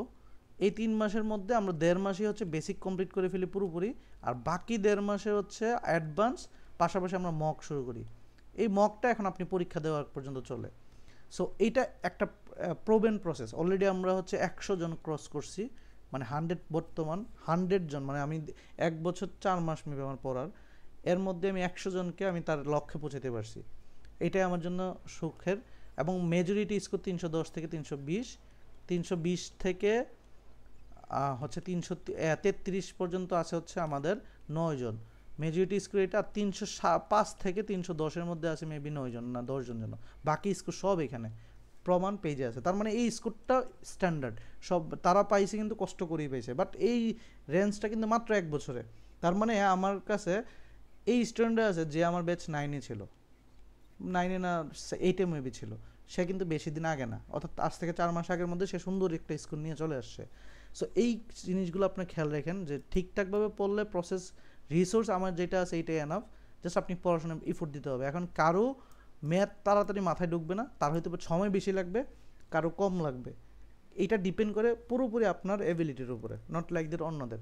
সো অন্যরা হয়তো বা তাড়াতাড়ি জিআরই দিয়ে দিবে, আপনার কাছে ফিল হবে যে সে তো দিয়ে দিছে তাড়াতাড়ি, বা অন্য মেন্টর আমাকে বলছে 2 মাসে জিআরই পসিবল। ভাই জিআরইতে শর্টকাট নাই, আমি বারবার বলতেছি, জিআরই পার করতে গেলে আপনাকে ওইটা কোর্স করতে হবে। আচ্ছা, মিটের লিঙ্ক শেষ হয়ে গেলে অবশ্যই পরের লিঙ্কে জয়েন দিন। ওকে, তার মানে আমরা আসি এটা ভাইয়া একটা কোশ্চিন আছে ভাইয়া। বলেন। ভাইয়া ভাইয়া আমি হচ্ছে অস্ট্রেলিয়াতে ট্রাই করার চেষ্টা করছি, কিন্তু হচ্ছে ভাইয়া আমি হচ্ছে করোনার মধ্যে পড়ছিলাম। করোনার কারণে হচ্ছে আমার 2022-এ আমার এক্সাম মানে হওয়ার কথা ছিল, আমাদের যে এক্সামটা হচ্ছে 24-এ এই কারণে হচ্ছে যে মানে গ্যাপ পড়ে গেছে। সেক্ষেত্রে আমার করণীয় কি? মানে আপনার হচ্ছে এই যে গ্যাপ যেটা আছে, এই যে স্টাডি, তো আপনার তো সার্টিফিকেট একটা দিয়েছে, সেখানে একটা ডেট লেখা আছে না? হ্যাঁ ওইটা তো 22। সেটা 22 আছে। না না, রেজাল্ট পাবলিকেশন তো হুম। আলাদা সার্টিফিকেট থাকে, তো রেজাল্ট অফ পাবলিকেশন এটা আলাদা লেখা থাকে তো, হ্যাঁ। লেখা থাকে তো। ও আর এটা পোর্টালে যখন ও, অ্যাপ্লিকেশন করবেন সেখানেও কিন্তু লেখা থাকে কবে রেজাল্ট ডেট পাবলিকেশন হয়েছে, ঠিক আছে? হ্যাঁ তো বুঝলাম ভাইয়া, তো এই গ্যাপ পড়ে যাচ্ছে তো অনেক। গ্যাপ তো আপনি তো স্টাডি করছেন, আপনি এটা সুন্দর করে, যদি আপনার আরো একটু ভেরিফিকেশন লাগে তখন আপনি মোটিভেশন লেটারে ঠিকভাবে লিখে দিবেন, বুঝেন নাই? ও সো এটা আচ্ছা, বুঝতেছি ভেরিফিকেশন তো ভাই। এখানে ক্লিয়ার করবেন। সো আপনার অলরেডি, আমরা যখন ইউএসএ তে অ্যাপ্লাই করি তখন ওখানে লেখা থাকে যে রেজাল্ট অফ পাবলিকেশন কবে আর হচ্ছে ইয়েটা কবে। সো এটা নিয়ে কথা না, এটা শুধু আপনার জন্য না, ওয়ার্ল্ডের সবার জন্য সেম, মানে আমাদের জন্য তো সেম, আপনার জন্য তো না, আমাদের সবার জন্য সেম ছিল, ওই গ্যাপটা তো সবারই হয়েছে, তাই না? হ্যাঁ সো আপনি ওইটা ঠিকঠাকভাবে মানে এখন যদি হয় আমার রেজাল্ট পাবলিকেশন হয়ে গেছে 23 সালে, আমি এর মাঝে কিছুই করলাম না, এটা হচ্ছে গ্যাপ। তবে আপনার যদি জিআরই স্কোর থাকে তখন কিন্তু তারা অ্যাকসেপ্টেবল, হ্যাঁ সে একটা জিআরই প্রিপারেশন নিতে 1 বছর সময় লাগে, সে জানে জিনিসটা, বুঝছেন? হ্যালো ভাই, আসসালামু ভাইয়া, আলাইকুম। যদি এখন প্রিপারেশন নিই তাহলে কতদিন লাগবে? আপনি বললাম না আপনার এবিলিটির উপরে, তবে আমি আমার জায়গা থেকে চিন্তা করি 3 থেকে 4 মাস আমার লাগবে। আপনাকে আমি যদি 0 থেকে শুরু করি, আপনি তো অবশ্যই, আমার ব্যাচ 0 থেকে হয়, তার মানে সে 4 মাসে পরীক্ষা দিতে পারবে, ও, ঠিক আছে? ওকে, হ্যাঁ বলেন। হ্যাঁ ভাই, আসসালামু আলাইকুম। হ্যাঁ বলেন। হ্যাঁ আমি আমি ফল 26টাকে টার্গেট করতে চাচ্ছি আর কি। আসলে আমি জিআরই রেজিস্ট্রেশন করেছি অক্টোবরের 31 তারিখ। হুম আমি আইএলস অলরেডি দিয়ে দিয়েছি, হুম। ওখানে 7 আসছে স্কোর। এখন আমার জন্য কি এটা বেশি টাইট শিডিউল হয়ে গিয়েছে? আপনার মানে কথাবার্তাগুলো শুনে এটা এখন তো একটু টাইট নার্ভাস শিডিউল লাগছে। হয়েছে কি হয়েছে না, জি এটা হচ্ছে আপনি সুন্দর করে আমার ওয়েবসাইটে যাবেন, এই যে ওয়েবসাইটে যাবেন, এটা হচ্ছে আমি দেখাই, আপনি হায়ার স্টাডি লিখে সার্চ দিবেন, ওয়েবসাইটে যাবেন, যাওয়ার পরে আপনি হচ্ছে লগ ইন রেজিস্টার করবেন আর কি, আপনার তো রেজিস্টার থাকবে না, রেজিস্টার করবেন। রেজিস্ট্রেশন করা আছে ভাই। করা আছে, তার মানে হচ্ছে এখানে একটা এক্সাম আছে, কি আপনার ফ্রিতে একটা এক্সাম আছে, এই যে ইন্ডিভিজুয়াল এক্সাম, যেখানে ফ্রি এক্সাম আছে, এই এক্সামটা আগে দেন, দেওয়ার পরে এটা দিয়েই আপনি বুঝে যাবেন আসলে আপনার লেভেল কোন জায়গায় আছেন এবং আপনার কোন জায়গায় যেতে পারে, যেহেতু এগুলোর প্রত্যেকটা আপডেটেড কোশ্চেন, অর্থাৎ আপনি এখানে যত পাবেন মেইন এক্সামে তত পাবেন, মানে আমি গ্যারান্টি দিচ্ছি তত পাবেন। তার মানে এইখানে ধরেন আপনি ম্যাথে এখন 27-এ পাইতেছেন 10, আপনি এখন পরীক্ষা দেওয়ার ক্যাপাবলি নেই, আপনি পাবেন মেইন এক্সামে হচ্ছে 145-46। তার মানে কি এটাই আপনার ডিপেন্ড করে দিতেছে না আপনি কত পাবেন। এখন আপনি এখানে মক দিয়ে যত পাবেন, যদি দেখা যায় পরীক্ষার আগের রাতে মক দিয়ে আপনি পাইছেন হচ্ছে এখানে 27-এ হয়েছে 22টা, তার মানে আপনার 160 প্লাস স্কোর। আবার ভার্বালে 27-এ পাইছেন হচ্ছে ধরেন 12টা 11টা, তাহলে আপনার 150 স্কোর, তার মানে টোটাল 310 স্কোর। কথা কি বুঝছেন? জি তো এটা কি না, এটার লেভেলটা আপনার আছে কি না এটা তো আমি জানি না, কত টাইট হয়েছে, অর্থাৎ যদি আপনার যদি প্রিপারেশন থাকে তাহলে তো অবশ্যই টাইট না, জিনিসটা কি বুঝছেন? সো আমার তো আসলে ভাইয়া বেসিক থেকে শুরু করতে হবে যা বুঝলাম। এখন আমি আসলে অক্টোবরের 31 তারিখের জন্য রেজিস্ট্রেশন যেমন করেছি আর আমাদের কি। এখানে কারণ বেসিক হচ্ছে কি আপনাদের অগাস্টের 15 তারিখ থেকে যদি আমরা রেগুলার ক্লাস স্টার্ট করি, সেপ্টেম্বরের 15-এর মধ্যে হচ্ছে আমাদের বেসিক শেষ হয়ে যাবে। বেসিক আমরা মোটামুটি কভার করে ফেলি 1 মাস থেকে 1.5 মাস, এরপর থেকে মক এবং অ্যাডভান্স। এখন এই মকটা আপনার কয় তারিখ বললেন? অক্টোবর 31 তারিখ ভাইয়া। অক্টোবর 1, তার মানে আপনার প্রায় আরো 1.5 মাস আছে। এই 1.5 মাস আপনি অ্যাডভান্সের পাশাপাশি আমাদের এখানে ধরেন আর ক্লাসে প্রেশার নিলেন না, আপনার বেসিকটা কভার হয়ে গেল, আপনি অ্যাডভান্সের এই জায়গাটা আপনি হচ্ছে মক দিলেন, টোটাল এই 1.5 মাসে আপনি দৈনিক কমসে কম 2টা থেকে 3টা মক দিবেন এবং মকগুলো ঠিকঠাকভাবে সলভ করবেন। আশা করি আপনি হচ্ছে বসতে পারেন। তবে হ্যাঁ, ডেট ঠিক আছে কি ঠিক আছে না, অক্টোবর 31 না, আপনি অক্টোবরে 20-এ হচ্ছে ডিসিশন নিতে পারবেন। যেহেতু আপনার 4 দিন আগে রিশিডিউল করাই যায়, অক্টোবরে 20-এ ডিসিশন নেবেন যে আমি আসলে আমার মকে ভাই আমার এক্সপেক্টেড স্কোর 310 বাট পাচ্ছি 300 পাচ্ছি না, তখন আপনি ডেট পিছাবেন। যদি হ্যাঁ আপনার এক্সপেক্টেড স্কোরই থাকে 300 প্লাস হইলেই চলবে, তখন ওই মক দেখে ডিসিশন নিয়ে নেবেন, বাট এখন না। কথা কি বুঝতে পারছি? জি ভাই, আপনার ক্লাসটা তো বেসিক কভার হয় প্রথম 1 মাসে, তাই তো? প্রথম 1 মাসে পুরো বেসিক কভার হয়ে যায়, পুরো সিলেবাস। আচ্ছা, মানে আমার হচ্ছে এরপর থেকে মানে অ্যাডভান্সের জায়গায় মক দেওয়া শুরু করতে হবে তাহলে? শুরু করবেন, হ্যাঁ রাইট, ঠিক আছে। ওই মকটা যত বেশি দিবেন, এবং আমাদের যেহেতু রেকর্ডেড সলিউশন থাকে, সো ওটা নিয়ে প্রবলেম নেই আপনার। কথা কি বুঝতে পারছেন? আচ্ছা ভাইয়া, যদি এখন আপনি বললেন যে এই ফল ধরার কোনো চান্স কম, মানে সেপ্টেম্বর জানুয়ারিটা তো ধরার মতো খুব কম সময় আছে, কারণ ডিসেম্বরের মধ্যে দিতে হবে। এখন তাহলে তো সামনের বছরটা মোটামুটি কনফার্ম ধরা যায়, যেহেতু এই বছর কনফার্ম। হ্যাঁ, বাট এই বছর শুনেন, এখন আমি কিন্তু ডিমোটিভেট করতেছি না, এটা একটু মাথায় রাখেন। আমি কিন্তু জাস্ট রিয়ালিটি বলছি, রাইট? এখন আমি এটাও বলতে পারতাম, স্টুডেন্ট আনার জন্য আপনাকে বলতে পারতাম আমার এখানে করেন, ইনশাল্লাহ শেষ করে ফলে ঢুকতে পারবেন। এই জিনিসটা আমি আসলে ফেক প্রমিস হয়ে যাবে আর কি। তবে আপনি লেট করছেন, এটা তো আপনি মানেন, রাইট? জি ভাইয়া, বুঝতে পারছি, লেট তো হয়ে গেছে। হ্যাঁ, সো যেহেতু লেট করছেন, আমি জাস্ট রিয়ালিটি বললাম, সম্ভব, অবশ্যই সম্ভব। আপনার যেহেতু অলরেডি আপনার কাছে 4 মাস, কিন্তু 3 থেকে 3.5 মাস তো মিনিমাম আছে, তো ওয়াই সম্ভব না, আপনি এই ফল ধরতে পারবেন। তবে আপনি যদি খামখেয়ালি করেন যে আমি ভাই পড়াশোনা দিছি, আমি একটু হোমওয়ার্ক দিলাম, আপনি এটা না করে আপনি গেলেন পরের ধাপে, ওই একটু লেট করলেন, একটু অফিসের ব্যস্ততা দেখাইলেন, একটু যেটা দেখায় আর কি সবাই, মেজরিটি মানুষ অফিসের ব্যস্ততা দেখাবে, মেজরিটি মানুষ হচ্ছে ওই যে বিভিন্ন কারণ দেখাবে, দেখানোর পরে আসলে আমার ব্যাচে শুরু হয় 20 জন দিয়ে, বাট লাস্টে থাকে 5 জন, ওই 5 জনই স্কোর নেয়, এই বাকি 15 জনের গায়েব, পুরোপুরি গায়েব, দুনিয়া থেকে গায়েব, আমি খুঁজে পাই না। তো এই 15 জনের কাতারে না গেলে হইলো, এই 5 জনের কাতারে থাকেন, তাহলে অবশ্যই আপনি পরীক্ষাতে বসতে পারবেন। অন্তত পক্ষে চান্স যেটাকে বলে যে হ্যাঁ ভাই, আমার জানুয়ারি ফেব্রুয়ারির যে ইউনিভার্সিটিগুলো আছে সেগুলো আমি অবশ্যই করব, পরের বছরটা তো পরে, আগে অন্তত 10টা ইউনিভার্সিটি তো এই বছরে অ্যাপ্লাই করতে পারবো, এই 10টা তো আমি সিলেক্ট করব, যে আমার যাদের ডেডলাইন জানুয়ারি ফেব্রুয়ারিতে আমার হচ্ছে ফান্ডিং ডেডলাইন হয়, তাদের আমি টার্গেট করে অ্যাপ্লাই করব। কথা কি বুঝেন নাই? আচ্ছা ভাইয়া, একটা বিষয় কনফিউশন ছিল যে আমেরিকাতে ইউনিভার্সিটিগুলো যেগুলো সেন্ট্রালি অ্যাপ্লাইয়ের কথা বললেন, যেগুলো তো ফি লাগে, অনেক সময় নাকি ফ্রি ওয়েভার নিয়ে অ্যাপ্লাই করা যায়। ফ্রি ওয়েভার অ্যাপ্লাই করা যায়, এগুলোর জন্য জাস্ট মানে মেজরিটি এখন ফ্রি ওয়েভার নিচ্ছে না, তবে কিছু ইউনিভার্সিটি যেমন ওয়াইন স্টেট ইউনিভার্সিটি বা এগুলো মোটামুটি ফি নেওয়া যায়, ফি ছাড়া হয়। তো আপনি যে হচ্ছে একটা তাদের মেইল করবেন যে ফিটা ওয়েভার করার জন্য, ফিনান্সিয়ালি আপনি অনেবল এটার জন্য। তবে কিছু ইউনিভার্সিটি ফি লাগে না, এটা সত্য। এখন যেগুলো লাগে না এগুলো আপনার বের করতে হবে, যেমন আমি একটা লিস্ট দিতে পারি যেগুলো লাগে না। তো জিনিসগুলো মানে ফি লাগে না যেগুলো, এগুলো করতে পারেন, কিন্তু কথা হচ্ছে আপনার আগে দেখেই অ্যাপ্লাই করে ফেলবো ঠাস করে, এই জিনিসটা না করে যে আদৌ কি ফি না লাগলো আমার সাথে প্রোফাইলের সাথে যাচ্ছে কিনা সেটা, কারণ আপনি এখানে একটা বড় একটা ফ্যাক্টর কি এলওআর একটা ফ্যাক্টর আছে। কারণ কি বলেন তো? কারণ এলওআরে আপনি যদি হচ্ছে ওই যে ধরেন ফি লাগে না বিধায় আমি 50টা অ্যাপ্লাই করে ফেলছি, আপনার প্রফেসর যে ভার্সিটির সে 50টাতে রিপ্লাই মানে বারবার রিপ্লাই দিতে হবে, রাইট? কথা কি বুঝেন নাই? জি ভাইয়া, বুঝতে পারছি। এই যে দেখেন, এগুলো মোটামুটি ইউনিভার্সিটিগুলো হচ্ছে ফি ওয়েভারে, আরও কয়েকটা আছে যেগুলো ফি ওয়েভারে, এই মেইলটা দিলে মোটামুটি ফি ওয়েভার দিবে, কিন্তু ফি ওয়েভার দেখেই যে আপনি দূর মারবেন, এই জিনিসটা আসলে খারাপ। সো আসসালামু আলাইকুম ভাইয়া। আসসালামু আলাইকুম ভাইয়া, আমার একটা কোশ্চেন ছিল আর কি। বলেন। ভাইয়া, আমি হচ্ছে ধরেন মানে মাস্টার্সের জন্য যদি আর কি বাইরে যেতে চাই, তো সেটা কি আমি মানে আমার যেন ইয়ার গ্যাপ না হয়, আমি কি চাইলে 1 বছরের মধ্যে সেটা মানে কমপ্লিট করতে পারবো পুরো সব প্রসেসগুলো? অবশ্যই অবশ্যই, 1 বছর। আর সেটা যদি আমি করতে চাই তাহলে হচ্ছে আমাকে মানে কবে থেকে, আমি এখন আসছি হচ্ছে আপনার সেকেন্ড ইয়ারে আর কি, তো আমাকে আর কি কবে থেকে কি করা উচিত? আপনি তো এখন থেকেই ধীরে ধীরে গোছানো, ধরেন আপনি স্লো টু স্টাডি পড়াশোনা করেন, অল্প অল্প অল্প অল্প অল্প করে আপনি স্কোরটা, যে এখন তাড়াহুড়া করতেছে সে তো অবশ্যই 330 335 টার্গেট রাখবে না, রাইট? সে টার্গেট রাখবে 310 প্লাস, আপনি টার্গেট রাখেন 330 প্লাস। কথা বুঝেন নাই?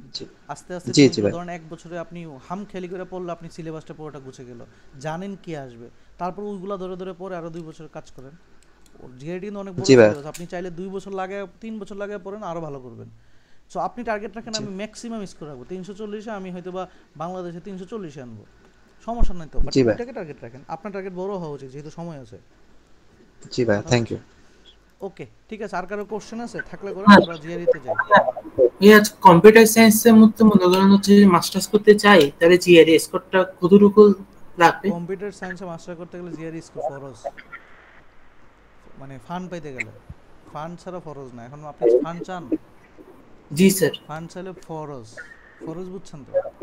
মানে কি 320 প্লাস নাকি এর থেকেও বেশি? 310 প্লাস হইলে হবে, বাট জিআরই ফরজ, যেখানে কোয়ান্টিটি স্কোর 160 থাকতে হবে মিনিমাম। আচ্ছা ভাইয়া, আমার মেকানিক্যাল ইঞ্জিনিয়ারিং, সো আমার জিআরই স্কোরটা কেমন লাগতে পারে? এটা লাগতে পারে কিনা এটার পুরোটাই দেখেন। মোটামুটি আপনি ধরে রাখেন যে স্ট্যান্ডার্ড স্কোর হচ্ছে 310, 310 হলে আপনি যে কোনো সাবজেক্টের ফাইট করতে পারবেন। এখন বাকি ওভারঅল সাবজেক্ট নেই, এখন আপনার ফান্ড হবে কি হবে না পুরোপুরি ফ্যাক্টরের উপর নির্ভর করে। তবে 310 এবং কোয়ান্ট 160 হলে ওরা ধরে নিতে, কারণ আপনাকে তো পেপার করাবে তারা, কোয়ান্ট 160 হলে তারা ধরে নিতে পারে সে আসলে লজিক্যালি ম্যাথমেটিক্যালি সে হচ্ছে স্ট্রং। সো মোটামুটি এটা তার মানে আপনি 310 হচ্ছে আপনার টার্গেট হওয়া উচিত এবং 160 হচ্ছে মিনিমাম কোয়ান্টে রাখা উচিত, এটা হচ্ছে কথা। তবে 360-এর উপর যত উপরে যাবেন তত আপনার প্রোফাইলে তত বাড়ি, কথা বুঝছেন? ভাইয়া এটা কি আপনার মেকানিক্যাল ইঞ্জিনিয়ারিং এর কথা বললেন না ওনার কম্পিউটার ওভারঅল সায়েন্স? বলছি, বাট মেকানিক্যালের জন্য স্পেসিফিক পরে কিনা এটা ওই নেক্সট বিএসএ থেকে দেখে নেবেন যে মেজরিটি ইউনিভার্সিটি কি নিচ্ছে, কথা বুঝছেন? জি ভাই, বুঝতে পারছি। মানে আমি আচ্ছা ভাই, আরেকটা বলছি আপনি ওইটা আমার আমার দুইটা পেপারস রেডি আছে, আমি এখনো পাবলিকেশনে দেই নাই, পেপারস লেখা ক্লিয়ার হয়ে গেছে। ওইটা থাকবে, ওইটা হচ্ছে আপনার সিভিতে হচ্ছে থাকবে, সিভিতে অবশ্যই থাকবে, সেটা হচ্ছে সাবমিট আর অথবা অনগোয়িং প্রসেসে ব্র্যাকেটে শুধু থাকবে, অবশ্যই থাকবে। আচ্ছা আচ্ছা ভাই, তাহলে আমার যদি ডিসেম্বরের 15 এর মধ্যে যদি আমার জিআরই সবকিছু ক্লিয়ার থাকে তাহলে আমি ফল ধরার একটা সম্ভাবনা আছে, তাই তো? অবশ্যই, হ্যাঁ। তবে এরপরে গেলে আপনি আসলে ওই ফান্ডিং এর যে ডিসিশনে পড়বেন না, অ্যাপ্লিকেশন করতে পারবেন, ডিসিশনে পড়বেন না, মানে এটা সবাই বলবে না, বাট আমি রিয়েলিটিটা বলতেছি, কথা কি বুঝছেন? যে দুইটা ডেডলাইন যে ভিন্ন, এটা কিন্তু ওয়েবসাইটেও থাকে না, এটা আগে জানতেন? না ভাই, আগে জানতাম না, আগে এইটা তো হচ্ছে এটা সবাই বলবেও না, ওয়েবসাইটে যান, মেজরিটি ডেডলাইন হচ্ছে জুন জুলাই, গত বছর সামনে বছর আসবে, কিন্তু আপনার এই ফান্ডিং ডেডলাইন হচ্ছে জানুয়ারি ফেব্রুয়ারি মার্চ এপ্রিল এর মধ্যে শেষ হয়ে যায়। সো ফান্ডিং ডেডলাইন একটা, ইউনিভার্সিটি ডেডলাইন আর একটা। সো এই জন্য আমি আসলে এনকারেজ করে আর্লি বার্ড হওয়া, মানে যত তাড়াতাড়ি অ্যাপ্লাই করা যায়। ক্লিয়ার ভাই? আচ্ছা ভাই, আরেকটা কোশ্চেন ছিল, সেটা হচ্ছে যে একটা মিথ শুনি, সেটা হচ্ছে ফলে বেশি স্টুডেন্ট না ফান্ডিং বেশি পায়, এটা মিথ না, সত্য, দেয় না। এটা সত্য, ফলে বেশি আসে। ধরেন আপনার অর্থ বছর কখন হয় বাংলাদেশে, অর্থ বছর কখন হয়, বাজেট দেয় কখন? June July. তো ওই জুন জুলাই যদি বাজেট দেয়, ওই বাজেটই তো ধরেন হচ্ছে যদি ধরেন আমার ইউনিভার্সিটি একটা বাজেট দিল রিসার্চের জন্য, ওই বাজেট থেকেই তো গবেষক নেবে, তাই না? জি ভাইয়া। তো ওদের মেইনলি ফল সেশন ওদের বাজেটগুলো হয়, সরকারি যত বাজেট, বিভিন্ন যে বাজেটগুলো, তখন স্টুডেন্ট বেশি থাকে, তখন স্টুডেন্ট বেশি নেই, তাদের টাকা আছে। এখন স্প্রিংয়ে টাকা কম, তারা এত বেশি নিবে কিভাবে, বুঝেন নাই? আচ্ছা ভাই, লাস্ট একটা কনফিউশন জিআরই নিয়ে, সেটা হচ্ছে জিআরই তো সেন্টারেও দেওয়া যায়, আবার একটা হোম জিআরই দেয়। সো হোম জিআরই যারা দেয় তাদের কি এখন অ্যাকসেপ্টেড না? এই যে হোম জিআরই নিয়ে আবার একটা ধান্দার জিনিস আছে, এই যে অনেক বড় হয়ে যেতেছে ক্লাস, বিরক্ত তো হচ্ছেন না বাকিরা? না না ভাই, এটা ইনফরমেটিভ এখনো যাইনি, এখনো জিআরই ক্লাস, আজকে জিআরই ক্লাসে যাইনি। ওকে, হোম জিআরই এবং হচ্ছে জিআরই, এই জিআরই জিনিসটা আসছিল হচ্ছে যখন হচ্ছে আমরা হোম জিআরইটা আসছিল হচ্ছে যখন আমরা করোনা প্যান্ডামিকে ছিলাম, তখন হোম জিআরই আসছিল। এই হোম জিআরই নিয়ে আবার এখন বাংলাদেশে বিজনেস চলতেছে, ধান্দামির বিজনেস, ঠিক আছে? এটা নিয়ে একটু কনফিউশন ফেসবুকে প্রচুর হচ্ছে, হ্যাঁ বলি শেষ করি। সেম জিনিস আইএলটিএস এর ক্ষেত্রে, একটা হচ্ছে আইএলটিএস হচ্ছে অনলাইন, আর একটা হচ্ছে পেপার বেসড, আর একটা হচ্ছে কম্পিউটার বেসড, তিনটা কিন্তু ভিন্ন। এই যে হোম জিআরই আসছিল প্যান্ডামিকের সময়, এটা কিন্তু এখন বাংলাদেশে অ্যাপ্রুভ না। তার মানে এখন প্রশ্ন হতে পারে, ভাই আপনি যেহেতু হোম জিআরই জানেন, আপনি আসলে ধান্দাবাজের পড়ছেন, অ্যাড দেখছেন। এখন আসি অ্যাডগুলো ক্লিয়ার করে আগে। জিআরই হচ্ছে আমাদের স্ট্যান্ডার্ড টেস্ট, জিআরই আমরা দেই, আমরা সেন্টারে বেস দেই, আর হোম জিআরই হয়তো বাসার মধ্যে দিতে। এখন এটা কয়েকটা জায়গায় দেশে এখন আছে, মোটামুটি ধরেন ইউএসএ ইউকে মোটামুটি বাসায় বসে হোম জিআরইটা দেওয়া যায়। এখন সমস্যা হচ্ছে যে ইউনিভার্সিটিগুলো, মেজরিটি ইউনিভার্সিটি হোম জিআরই এবং আইএলটিএস অনলাইন অ্যাকসেপ্টই করে না। এখন এখন তারা স্পেসিফিক বলে দেয় আমার এই জিআরই এবং পেপার বেস হইতে হবে অথবা computer base. Online GRE IELTS হয়ই না। যেমন অস্ট্রেলিয়াতে অনলাইন আইএলস একদম ব্যান, ঠিক আছে? কেন এটা? কারণ এটা তো এখন অ্যাপ্রুভ না। এখন ওরা কি করে, ধান্দাবাজরা কি করে, তারা বলবে যে আপনার জিআরইটা আমি দিয়ে দিব আমার টাকায়। নতুন লিঙ্কে আসেন, একটু কষ্ট করে পরের লিঙ্কটা দিই, টাইম শেষ হয়ে গেছে।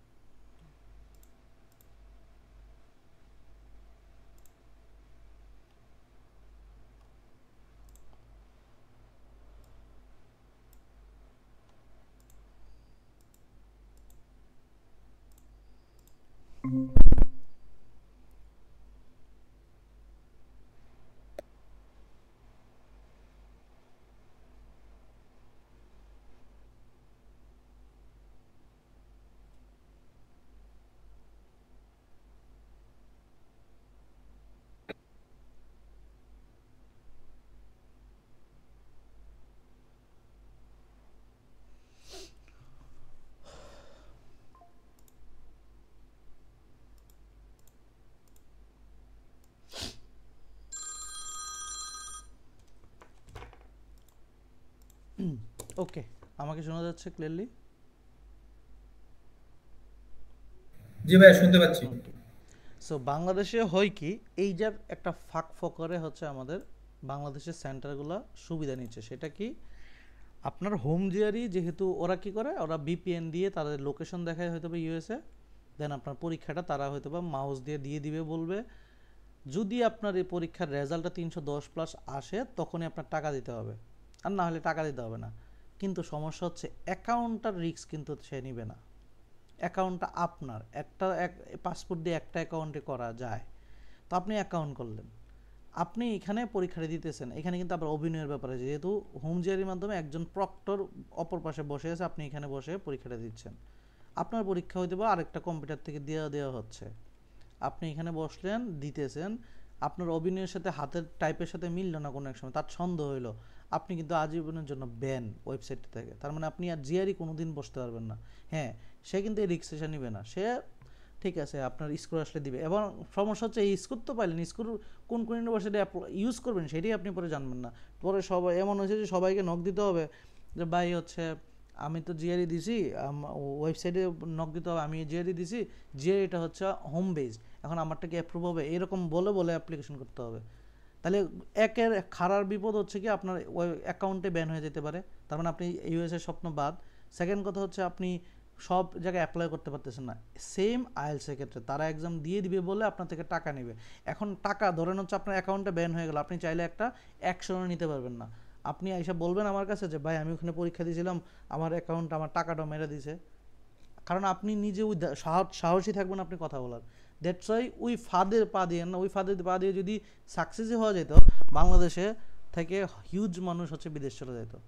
এখন প্রশ্ন হচ্ছে ভাই আমি তো তাহলে এটা নেগেটিভিটি দেখি না। আচ্ছা ধরেন হচ্ছে নেগেটিভিটি কে বলবে, ধরেন আমি এই প্রসেসে গিয়ে আসছি, ধরা খেয়ে আসছি, আমি বলবো আমি এই প্রসেসে গিয়েছি, ভাই আপনি বলেন বলবো? চুরি করে বলে আমি চুরি করবো? তার মানে এটা এমন একটা ধান্দা যার রিভিউ নাই, জিনিসটা বুঝছেন? এবার ক্লিয়ার জিনিসটা? জি ভাই একদম ক্লিয়ার হয়ে গেছে। আর একটা তো আমার কাছে এরকম অফার আসছিল যে আমি পরীক্ষাটা দিয়ে দেওয়ার জন্য, ঠিক আছে, এরকম পরীক্ষা দিয়ে দেই কিনা, এরকম অনেকেই যে নিউজ দেখে আমার পেজে এসে নক দেয় যে ভাই আপনি পরীক্ষাটা যদি আমার দিয়ে দিবেন, এরকম কোনো প্রসেস আছে কিনা। মানে বাংলাদেশ আসলে শর্টকাট চাই, কথা বুঝছেন? যে লোক জিআরইর মতো জিনিস পার করতে পারে না, সে ইউএসএ যে পিএইচডি কিভাবে পার করবে আপনি চিন্তা করেন জাস্ট, রাইট?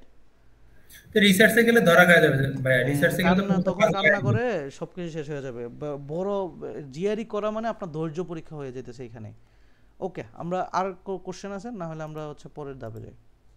না ভাই সব ক্লিয়ার হয়ে গেছে। ওকে, দেন আসে হচ্ছে আমরা জিআরই মেইন জিনিসে আসি। আমরা এতক্ষণ ধরে বলতেছি জিআরই হচ্ছে আমার একটা লাইফ সেভার হিসেবে কাজ করে, যে জিআরইর পুরো প্রসেসটা কীভাবে করা উচিত। লাইফ সেভার আমি আবারও বললাম যে জিআরই আমার হচ্ছে ফান্ডিংটাকে আঁকড়ায় ধরে, আমি জিআরই করলে ফান্ডিংটা পাবো। এখন জিআরই পরীক্ষাটা কেন ইটিএস নেই, তো ইটিএস অ্যাকাউন্টটা আমার নিজের করতে হয়, নিজের ইমেল দিয়ে করতে হয়, এবং ইটিএসটা খুব সেন্সিটিভ অ্যাকাউন্ট, এখানে খুব সুন্দরভাবে করতে হয়। যদি না বুঝেন ইউটিউব থেকে ইকুইটিএস অ্যাকাউন্টটা করেন। সো তারা একটা পরীক্ষা নেয় যেখানে আসলে আমাদের কি 3টা জিনিস জাজ করে, সেটা হচ্ছে আমার রাইটিং এবিলিটি, আমার হচ্ছে লজিক্যাল থিঙ্কিং যেটা লজিক্যাল এবিলিটি, আমার হচ্ছে ক্রিটিক্যাল থিঙ্কিং বা হচ্ছে আমার ম্যাথমেটিক্যাল যে ক্রিটিক্যাল থিঙ্কিং এটা। তো আমার এই জিনিসগুলো থিঙ্ক করে এখন প্রশ্ন হচ্ছে প্রফেসর আসলে এইগুলো চাই কেন? প্রফেসর আসলে আমাকে প্রফেসর ইন্টারভিউতে বলছিল আমরা জিআরইতে আসলে স্কোরটা থেকে বড় কথা, জিআরইটা একটা মানুষ দিয়ে সে আসলে 300-500 পাইছে, তার থেকে আমি বুঝে নিতে পারি তার মধ্যে হচ্ছে ডেডিকেশন আছে, একটা জিনিস লেগে থাকার। কারণ জিআরই ইউএসের জিআরই এমন একটা পরীক্ষা যে পরীক্ষা ইংলিশরাও দেয়, মানে ইউএসএতে তারা ইংলিশম্যান, তারাও কিন্তু এই ইউএসের মাস্টার্স বা পিএইচডি করতে গেলে জিআরই দেয়। তার মানে এটা কি পরিমাণ হার্ড একটা পরীক্ষা, যে পরীক্ষা ইংলিশরাও দেয়, ইংলিশ পরীক্ষা, কথা বুঝছেন? তো আমরা এটাকে অনেক সহজ ভাবে নিই। ইউএসএ যারা আছে তারা কিন্তু আইএলস পরীক্ষা দেয় না, কারণ হচ্ছে তারা ইংলিশের এটা ইংলিশে আইএলস দেওয়া লাগে না, কিন্তু জিআরই তারও দেওয়া লাগে। তার মানে জিআরই এমন একটা পরীক্ষা যেটা ইংলিশদেরও একদম গাম ছড়াই ফেলে। তা আপনার কষ্ট হবে না কেন? অবশ্যই হবে। সো মাথায় রাখেন। তো এখান থেকে কী নেয়, ডেডিকেশন আছে কি না। আপনি আবার হচ্ছে ওই একটা পেপার করতে গেলে অনেক সময় লাগে, আপনাকে নিবে কেন? আপনাকে তো অযথা টাকা দিয়ে তাদের দরকার নেই, সে আপনাকে দিয়ে পেপার করাবে, রিসার্চ করাবে। এই পেপার করার এবিলিটি আছে কিনা, এবিলিটি জাজমেন্ট হয়ে যায় তার ডেডিকেশনের উপরে। আমাকে জাস্ট বলছিল you have so much dedication, মানে তার কাছে 323টাও লাগছে অনেক, সে ডেডিকেশনটা দেখতে পারতেছে। সো ডেডিকেশনটা এখানে ম্যান্ডেটরি। এখন আপনি যত স্কুল আনবেন তার মানে আপনার ডেডিকেশনটা বেশি। আর রাইটিং স্পিডে দেখে যে আপনার পেপার নর্মালি আপনি যদি কোনো পেপারে কাজ করে থাকেন মোটামুটি লিখতে পারলে আপনার 3+ চলে আসে। সো ওটা দিয়ে বুঝে যায় আপনি অন্তত লিখতে পারবেন, আপনার ডেডিকেশন আছে, বাকি কাজ ও করাই নেবে।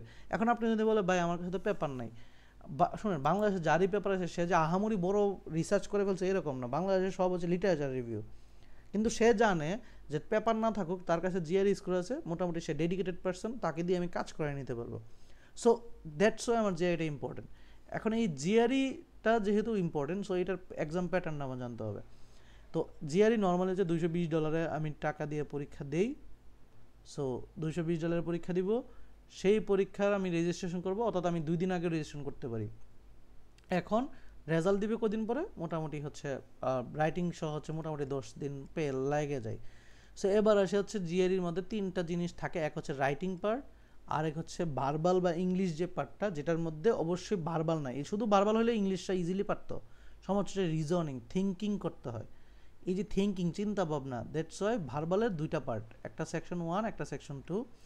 কোয়ান্ট হচ্ছে ম্যাথমেটিক্যাল পার্টটাকে আমরা বলি, কোয়ান্টের 2টা পার্ট, সেকশন 1 সেকশন 2। সো ভার্বালের এই রাইটিং পার্টটা অলওয়েজ জিআরইর প্রথম পার্টে থাকে, অর্থাৎ হচ্ছে আমরা যে প্রথম পার্টটা এটা হচ্ছে রাইটিং পার্টটা থাকে। এই রাইটিং পার্টটা একটা কোশ্চেন থাকে যেটা হচ্ছে গিভেন, অর্থাৎ আমার ওয়েবসাইটে আছে, যে কোনো জায়গায় আমরা আমরা এটা পড়তে পারবো। অর্থাৎ আমরা যদি জাস্ট অনলাইনে সার্চ দিই যে ইটিএস হচ্ছে রাইটিং টাস্ক অথবা ইস্যু টাস্ক লিখলেই চলে আসবে কোশ্চেনগুলো। অর্থাৎ ওই কোশ্চেনগুলোর উপরে যে কোনো একটা কোশ্চেন আসবে যেটার আন্ডারে 30 মিনিট আপনাকে লিখতে হয়। এখন এটার লেখার একটা প্রসেস আছে, এই প্রসেসগুলো আমাদের ক্লাসে ইউটিউবে রেকর্ডেড আকারে দেওয়া হয় এবং এটার প্রসেসে জাজমেন্ট করা হয়। তো ওই প্রসেসে লিখতে হয়, এটা হচ্ছে 30 মিনিট। এখন এই 30 মিনিটের অনেকে দেখবেন রেজাল্ট বলার সময় এডব্লিউ স্কোরটা বলে না, অনেকের স্কোরটা কম চলে আসে, 2.5 চলে আসে, 2 চলে আসে।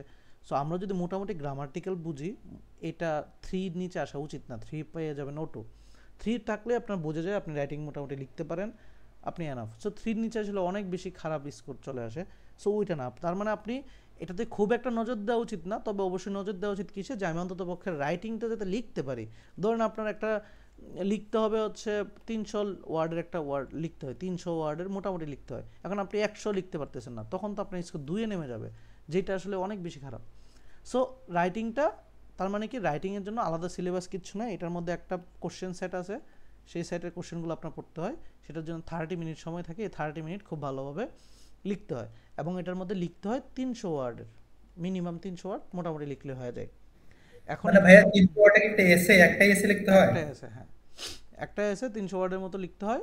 মানে এর মধ্যে ওরা যেগুলো দেখে মোটামুটি এখানে দেখবেন, আর যে লোকে এখানে 3 পাবে নর্মালি সে আইএলসের যে হচ্ছে 6 পায় বা 6.5 পায়, যে আইএলটিএসে রাইটিংয়ে সে মোটামুটি এখানে 3 পেয়ে যাবে। তার মানে এত হার্ডের জিনিস না, লজিকটা ধরতে হবে, এখানে একটা লজিক বিল্ড আপ করতে হয় যে আপনি পক্ষে বিপক্ষে কেন। আইএলস টাস্ক 2-তে একটা জিনিস থাকে যে মানে আপনি ওইটার ডিসিশন দিবেন, আপনি ইয়েস নো একটা ডিসিশন আছে না, এগ্রি ডিসএগ্রি, ঠিক ওইটা সেম। এটা জাস্ট এখানে 5টা প্যারা দিয়ে লিখে ফেলতে হয়, এটার প্রসেস আমাদের ইউটিউবে আছে। সো ওইটা হইলে মোটামুটি হয়ে যায়। তো এটা হচ্ছে 30 মিনিটের একটা টাস্ক, এটা আমি দেখাবো। দেন হচ্ছে আমাদের কোয়ান্ট অথবা ভার্বাল। এখন ভার্বাল কোয়ান্ট টোটাল যেহেতু আমরা বলছি টোটাল হচ্ছে 4টা সেট, মানে 1টা 2টা 3টা 4টা সেটের একবার যদি ভার্বাল আসে, প্রথমটায় যদি ভার্বাল আসে পরেরটা আসে কোয়ান, তারপর আবার ভার্বাল, তারপর আবার কোয়ান। প্রথমটার ভার্বাল যদি আসে তখন 12টা কোশ্চেন ভার্বাল দেখতে পারি, কোয়ান্ট আসলে কোয়ান্টের 12টা কোশ্চেন দেখতে পারি। ঠিক পরবর্তী ভার্বাল আসলে সেটা 15টা কোশ্চেন, এরপরে কোয়ান্ট আসলে সেটাও 15টা কোশ্চেন। এখন এই 12টা কোশ্চেনের উপরে ডিপেন্ড করে পরবর্তী 15টা কোশ্চেন আসলে আসে। ভার্বালে প্রথম 12টার উপর ডিপেন্ড করে পরবর্তী কোয়ান্ট ভার্বালে 12টা কোশ্চেন আর 15টা কোশ্চেন আসবে। প্রথম 12টা কোশ্চেনে যদি আমি মানে ধরেন মোটামুটি ভালো করি, তখন পরের 15টা কোশ্চেন একটু হার্ড আসবে। তো আমি যখন জিআরই পড়তাম, আমি এই কথা শোনার পর আমি ভাবলাম যে প্রথম 12টাতে আমি যত খারাপ করার করব, তাতে 15টাতে অনেক সহজ আসে। তো সমস্যাটা হচ্ছে প্রথম 12টাতে যদি আমি খারাপ করি, পরেরটাতে অনেক ইজি আসবে, একদম পানির মতো, কিন্তু স্কোর আর বাড়বে না। সো আমি যদি স্কোর 160+ চাই, অবশ্যই ভার্বাল এই প্রথম পার্টের উপরে ডিপেন্ড করে। আমি একটু স্কোর কার্ডটা দেখাবো। তার মানে আপনি প্রথম পার্ট যত ভালো বেশি করবেন, আপনার স্কোর তত বাড়বে, কারণ পরের পার্ট হার্ড আসবে, হার্ড করলে স্কোর বাড়ে। তো কোয়ান্টের ক্ষেত্রে সেম, প্রথম 12টার উপরে ডিপেন্ড করে পরের 15টা, এবং প্রত্যেকটা কোশ্চেন টাইপ কি আমরা পরবর্তী ক্লাস যখন ভার্বাল কোয়ান্ট করব, প্রত্যেকটা কোশ্চেন টাইপ বলে জানতে পারবো প্রত্যেকটার। মোটামুটি আমি এটুকু জানি। এরপরে যেহেতু আমাদের সিবি একটু দেখাইতে হবে এবং প্রফেসর মেইলটা দেখাইতে হবে, এই জন্য আমরা আসলে মোটামুটি বেসিকে যাই। সো প্রথম 12টা ভার্বালের উপরে পরের 15টা আসে, প্রথম কোয়ান্টের পরের। তো এখানে আমি যত ভালো করব সেখানে তত আসবে। লাইক আমি যদি একটু এক্সাম্পলটা দিই, এই যে দেখেন, এটা হচ্ছে মার্ক ডিস্ট্রিবিউশন। এটা হচ্ছে মোটামুটি অ্যাজ এভারেজ, মানে এটা যে 100% ওকে তা না, বাট মোটামুটি হয়ে যায়। ধরেন প্রথম ভার্বালে প্রথম 12টার মধ্যে ধরেন আমি পাইলাম 6, পরের 15টার মধ্যে আমি পাইলাম ধরেন হচ্ছে 5টা। তার মানে মোটামুটি দেখেন টোটাল 11টা হইলে আমার মোটামুটি হয়ে যাচ্ছে 150 পেয়ে যাচ্ছে ভার্বালে। তবে আমরা মাথায় রাখা উচিত, আমরা বাঙালি, আমরা মোটামুটি ভার্বালি হার্ড পাবো। সো আমি এই জন্য আমি টার্গেট রাখি 150 অন্তত সে মিনিমাম পাক। এটার জন্য যা রিসোর্স লাগে সেটা সবার আগে পড়ায়, তারপরে তাকে অ্যাডভান্সের জন্য যা লাগে তা পড়ায়। তবে দেখেন প্রথম 12টার মধ্যে যদি আমি হচ্ছে একটা না পারি, 15টা পারলে শুধুমাত্র 150 বা 151 যাবে। তার মানে প্রথম 12টার মধ্যে যদি আমি ধরেন 11টা পেরে গেছি, পরের 15টার মধ্যে একটা না পারলে আমার 152। তার মানে প্রথম 12টা অনেক বেশি ইম্পর্টেন্ট। সেম কোয়ান্টের ক্ষেত্রে দেখেন, আমি ধরেন 160 পাইতে চাই, কিন্তু প্রথম 12টার মধ্যে প্রথমটাতে হইলেও আমার হয়তো 7টা, পরেরটাতে 15টাই হইলো। দেখেন 7 আর 15 মোটামুটি 15 আর হচ্ছে এদিকে হচ্ছে 5, 22টা হয়েছে। 22টা 27-এ 22 হওয়ার পর আমি 160-এ ক্রস করতে পারলাম না। কিন্তু অন্যদিকে আমি যদি প্রথম কোয়ান্টের মধ্যে প্রথমটার মধ্যে ধরেন 11টা পেরে গেলাম, পরেরটাতে মাত্র 10টা, তার মানে 21টাতে আমি 160 ক্রস করে ফেলছি, মানে 160 ক্রস হবে। তার মানে জিনিসটা দেখেন, প্রথম 12টার উপরে ডিপেন্ড করে পরের 12টার কোশ্চেনগুলো কীরকম আসবে সেটা ডিপেন্ড করে। কথা কি ক্লিয়ার? বিষয়টা যদি আবার বলতেন। প্রথম সেট 12টা সেটের মধ্যে যত ভালো করবেন, ইটিএস আপনার লেভেল বুঝে পরের 15টা কোশ্চেন একটু হার্ড লেভেলে আসবে, সেখানে আপনি কারেকশন করলে আপনার স্কোরটা বাড়বে। কথা কি বুঝছেন? প্রথম 12টার মধ্যে যদি আপনি ভুল করেন, ধরেন 12টা কোশ্চেনের মধ্যে আপনার হয়েছে 2টা, তার মানে আপনার ইটিএস বুঝে গেছে ভাই আপনার দিয়া জিআরই আর হবে না, আপনি পরের 15টা আসবে একদম ইজি কোশ্চেন, যোগ বিয়োগ টাইপের কোশ্চেন, তখন দেখা গেছে 15টাই পারছেন। তার মানে দেখেন প্রথম তো 2টা, 15টা পারলে আপনি পাইতেছেন কত? 150। জিআরইতে কোয়ান্টে যদি 150 পান, এটা দিয়ে লাভ আছে না? তো দেখবেন ভার্বালে তখন পাইতেছেন 140 হতে পারে, তখন 290। এই স্কোর দিয়ে কিছু করতে পারবেন না ভাই। সো দ্যাটস ওয়াই বুঝাইছি। কথা কি বুঝছি? হ্যাঁ ভাই। তার মানে অ্যাকুরেসি লেভেল অনেক ভালো লাগবে। এখন আমি বলি জিআরই মার্কিং যদি দেখেন, জিআরই আমরা নর্মালি মার্কিং হচ্ছে 340-এ, তার মধ্যে মোটামুটি বাংলাদেশের মেজরিটি মানুষ পরীক্ষা দিলে পায় 290 থেকে 300-র মধ্যে। তো আমার এর উপরে ক্রস করতে হবে, তার মানে আমি হচ্ছে মিনিমাম হইলো 305, এরপরে ম্যাক্সিমাম যত হোক এটা নিতে হবে। এখন এটা কিন্তু এত ইজি না, এই 305ও কিন্তু নটের যোগ। ধরেন যে 290 পায় তারে জিজ্ঞেস করেন 305 কীরকম স্কোর। 305 পাইতে গেলেও মোটামুটি ভার্বালে যদি চিন্তা করেন, কোয়ান্টে যদি চিন্তা করেন, কোয়ান্টে ধরেন সে পাইলে 158, ভার্বালে মোটামুটি প্রায় 150-52 মতো পাই, মোটামুটি হ্যাঁ 150 হলে 150 ধরেন 148, তাহলে 16, 306 ধরলাম বা 147 ধরলাম। ভার্বালে 147 পাওয়া নটের যোগ আর আর 57 পাওয়া 58 পাওয়া কোনো ঝোঁক কিছু না। তো আমরা বাঙালি নর্মালি 140ও পাই না, বারবালে পাই না। পরীক্ষা দেন একটা, নর্মালি দেখেন 140ই ক্রস করতেছে না, এত পরিমাণ হার্ড। অনেকে 6 মাস পরে 145 পাইতেছে না। সেই জায়গায় আমি হচ্ছে টার্গেট নিতেছি মিনিমাম হইলেও যেত সে 150 পায়। এবং মোটামুটি আমার 80% স্টুডেন্ট যারা পরীক্ষা 100 জনের মধ্যে 80 জনের স্কোরে 150-এর উপরে, বিকজ অফ এই প্রসেসগুলো কেএমএফ পেয়ার বা মকগুলোকে অ্যাপ্রোচ করা ঠিকভাবে। সো এই স্কোরটা কিন্তু খারাপ না। এই যে ধরেন এই স্কোর দিয়ে আপনি সব জায়গায় ওভারকাম করতে পারেন, যদি জাস্ট হচ্ছে এডাব্লিউ স্কোরটাকে 3 নিয়ে আসেন, মোটামুটি এই স্কোর এনাফ স্ট্যান্ডার্ড। যেখানে ভার্বালে আপনি 140 থেকে উপরে 147 অনেক, যেখানে কোয়ান্টিটি স্কোর 158, ঠিক আছে 60-এর কাছাকাছি অনেক স্কোর ভাই, এইটা দিয়ে আপনি করতে পারবেন। অর্থাৎ আপনার স্কোর যদি 305ও থাকে আপনি ফাইট করতে পারবেন, ভালোভাবে ফাইট করতে পারবেন। সো কারণ হচ্ছে যে আরও দক্ষতা আছে না, এই আপনি প্রফেসরের সাথে ইন্টারভিউ করলেন, ধরেন আপনি ইন্টারভিউ করতেছেন, ইংলিশ আপনার মুখ দিয়ে বেরোয় না, বুম ফুটাইলেও বেরোয় না, তখন তো আপনাকে যতই আপনি জিআর স্কোর 340 আছে, কিন্তু আপনি ইংলিশে যখন কথা বলতেছেন প্রফেসরের সাথে, তার লগে আর মিলাতে পারতেছেন না, তখন 340 কোনো কাজে দেবে না।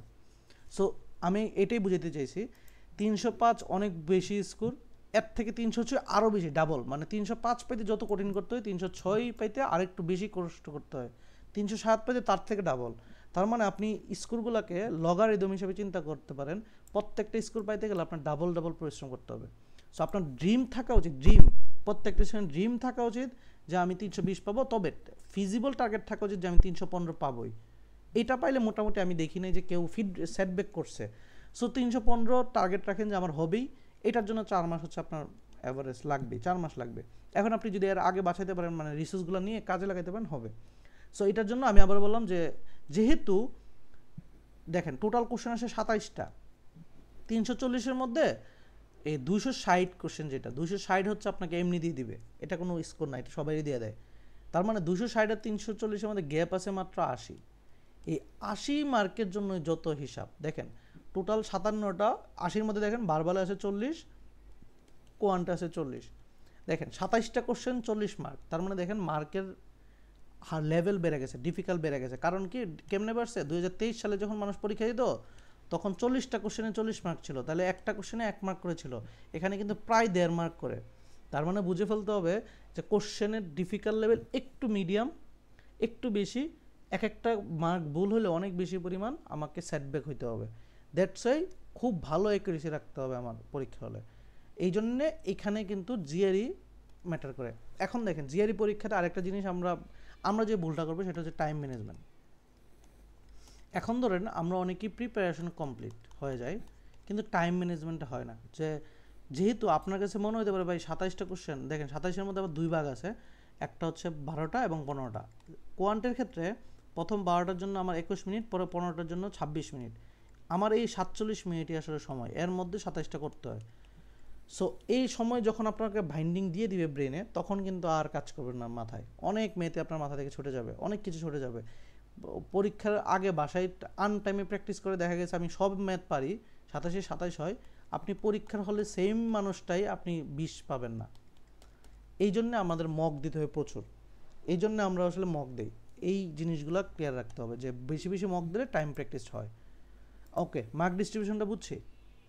হ্যাঁ ভাই। ওকে, এবার আসি রিসোর্স আপনার কি ফলো করা উচিত। শোনেন, আমি নিজে এক মানুষ অনেক রিসোর্স নিয়ে কথা বলি, ডে বাই ডে রিসোর্সটা আপডেট করি। কেন করি? আপনাদের জন্য। প্রথমত দেখেন ভোকাবুলারি আগে যেটা আমরা বলতাম গ্র্যাগমেট ওয়ার্ড, এখন গ্র্যাগমেট দেখবেন সবাই বলে যে মুখস্থ। এখন আমাদের এই মিথ আছে, গ্র্যাগমেট ওয়ার্ডটা শুনলে সে কী করে 960টার শীটটা খুলে মুখস্থ করা শুরু করে টানা। এখানে একটা প্রবলেম আছে। আমিও গ্র্যাগমেট ওয়ার্ডটা পড়তে বলি, কিন্তু প্রবলেমটা হচ্ছে যে সে গ্র্যাগমেট ওয়ার্ড এমনভাবে পড়ে সে জাস্ট মুখস্থ করে ফেলে, ওয়ার্ডগুলো মিনিংটা মুখস্থ করে, মোটামুটি মুখস্থ করে টানা। সে কী করে, ভার্বাল প্র্যাকটিস না করে শুধু ওয়ার্ড প্র্যাকটিস করে, ভাবে মুখস্থ ওয়ার্ড পারলে সে ভার্বাল পারবে। কিন্তু মনে রাখতে হবে ভার্বালটা কিন্তু রিজনিং, অর্থাৎ আপনি ওয়ার্ড যতই পারেন না কেন, লজিক না করলে আপনার আনসার মিলবে না। আবার লজিক জানেন, ওয়ার্ড পারেন না, তাও মিলবে না। সো আমি যে সাজেশনটা দিই সেটা হচ্ছে যে যেহেতু একটা প্রসেসে ঢুকছেন, মানে আমাদের সাথে একটা প্রসেসে ঢুকছেন, তার মানে হচ্ছে আপনি রেগুলার একটা বারবারের হোমওয়ার্ক তো পাবেন। এই হোমওয়ার্কের মধ্যে হিউজ পরিমাণে ওয়ার্ড থাকে। তো এই ওয়ার্ডগুলো যদি ডে বাই ডে প্র্যাকটিস করে ফেলেন, এই ওয়ার্ডে কিন্তু ওই গ্র্যাগের সাথে মিলে যাবে, এই ওয়ার্ডই কিন্তু আপনার ডে টু ডে লাইফেও মানে জিআরই লাইফে মিলে যাবে। তো মোটামুটি প্রায় অনেক ওয়ার্ড দেখবেন হোমওয়ার্কে থাকতেছে। এই ওয়ার্ডগুলো যদি একটু নোট ডাউন করে পড়তে পারেন, যে মাস্ট আমি অন্য কিছু পড়বো না, শুধু এটা পড়বো। কেউ যদি চায় শুধু গ্র্যাগমেটটা পড়তে পারেন, যে এগুলোর রিসোর্স আমি দিয়ে দিই। আর কেউ যদি চান শুধুমাত্র এগুলো পড়বো না, আমি শুধুমাত্র ক্লাসের সাথে আগাবো, ক্লাসের যে ভোকাবুলারিগুলো আসে মানে হোমওয়ার্কে যেগুলো চিনি না সবগুলো আমি খাতায় নোট ডাউন করে মুখস্থ করে ফেলবো। পাশাপাশি কেএমএফ একটা পেয়ার পড়বো, পেয়ার লিস্ট, যেটা আমি বাংলাদেশে আমিই দেই, আমি আনছি। সেটা কি জিআরইতে এক ধরনের কোশ্চেন আছে বারবালে, এটা আমরা কোশ্চেন টাইপে যখন নেক্সট ক্লাস করব তখন আমরা পাবো। সো জিআরইতে এক ধরনের কোশ্চেন আছে এসি, মানে একসাথে দুইটা করে অপশন থাকে, দুইটা করে সিনোনিম থাকে বা সিমিলার মিনিং ভাইব দেয়, এরকম একটা আনসার হয়। এখন এই যে ওয়ার্ডগুলো যেগুলো আমি সামনে পাবো, এই ওয়ার্ডগুলোর তো একের অধিক গুগলে আমার মিনিং আছে, হিউজ মিনিং। একটা ওয়ার্ড সার্চ দিলে হাজার হাজার মিনিং। কারণ আমি কোন স্পেসিফিক মিনিংটা পড়বো?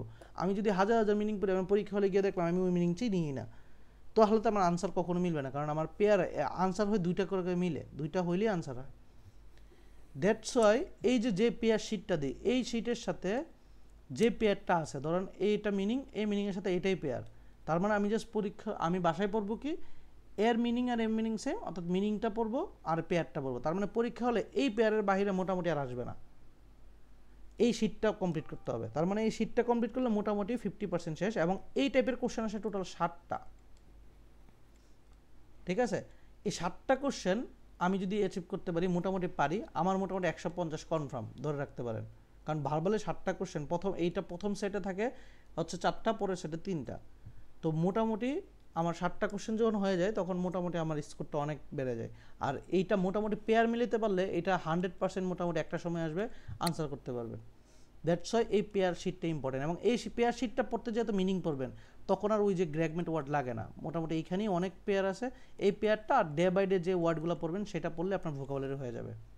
তার মানে কি আপনি যদি বাসায় নিজে নিজে পড়েন কেএমএফ pair, R day to day যদি না পড়েন আপনি গ্র্যাগমেন্ট লিস্ট।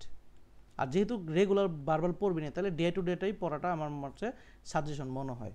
মানে নর্মালি আগে তো আমি গ্র্যাগমেন্টই পড়াইতাম, বাট আমি এখন মনে করি সাজেশন ডে টু ডেতে পড়লে প্রেশারটা কম লোড হয় আর কি। যেহেতু আপনি এসিপিআর শিট পড়বেন, আবার গ্র্যাগমেন্ট পড়তে গেলে একটু প্রেশারটা লো হইতে বেশি ফিল হতে পারে। তবে সাজেশন হচ্ছে যদি ডে টু ডে না পড়েন অবশ্যই গ্র্যাগমেন্ট পড়তে হবে, যেটা আছে পড়তে হবে। এবার আসি কোয়ান্টের ক্ষেত্রে। কোয়ান্টের ক্ষেত্রে 5LBটা মোটামুটি কোয়ান্টে আমরা অনেকগুলো নাম শুনি। এক হচ্ছে ম্যানহাটনে 1 থেকে 6। এখন এই আর হচ্ছে 5LB, আর হচ্ছে কেএমএফ নাম শুনছি, আর হচ্ছে মক কোশ্চেন। এখন যেখানেই পড়েন জিনিসটা হচ্ছে যে আমাদের ম্যানহাটনে 1 থেকে 6 অনেকে সাজেস্ট করতে পারে যে ম্যানহাটনে 1 থেকে 6, কিন্তু আমি সাজেস্ট করি ম্যানহাটনে 1 থেকে 6 দরকার নেই। এটা একদম এত বেসিক, যে বেসিকটা আসলে আমি বিশ্বাস করি না যে জিআরই দিবে সে আসলে এই বেসিকটা লাগবে। সে যুগ বিয়োগ গুণ ভাগ একটা কী করে এগুলো মোটামুটি সে জানে। তার উচিত একদম শুরু করা 5LB থেকে। 5LB একটা গাইড বই, ওই যে যেমন লেকচার পাঞ্জিরি আমরা যে পড়তাম এই টাইপের একটা গাইড বই, যেখানে সিমিলার টাইপের অধ্যায় দিয়ে সিমিলার টাইপের হচ্ছে যে আমার যে সিলেবাসটা, এই সিলেবাসটার অধ্যায় দিয়ে তার মতো করে কিছু কোশ্চেন প্র্যাকটিসের জন্য রাখছে। তো আমাদের কোর্সে এগুলো ইনক্লুডেড, অর্থাৎ আমরা বেসিক পড়ি, বেসিক পড়ার পরে হোমওয়ার্ক দিই হচ্ছে 5LBটা সে, এবং এটার সাপোর্টিং ভিডিও দেই।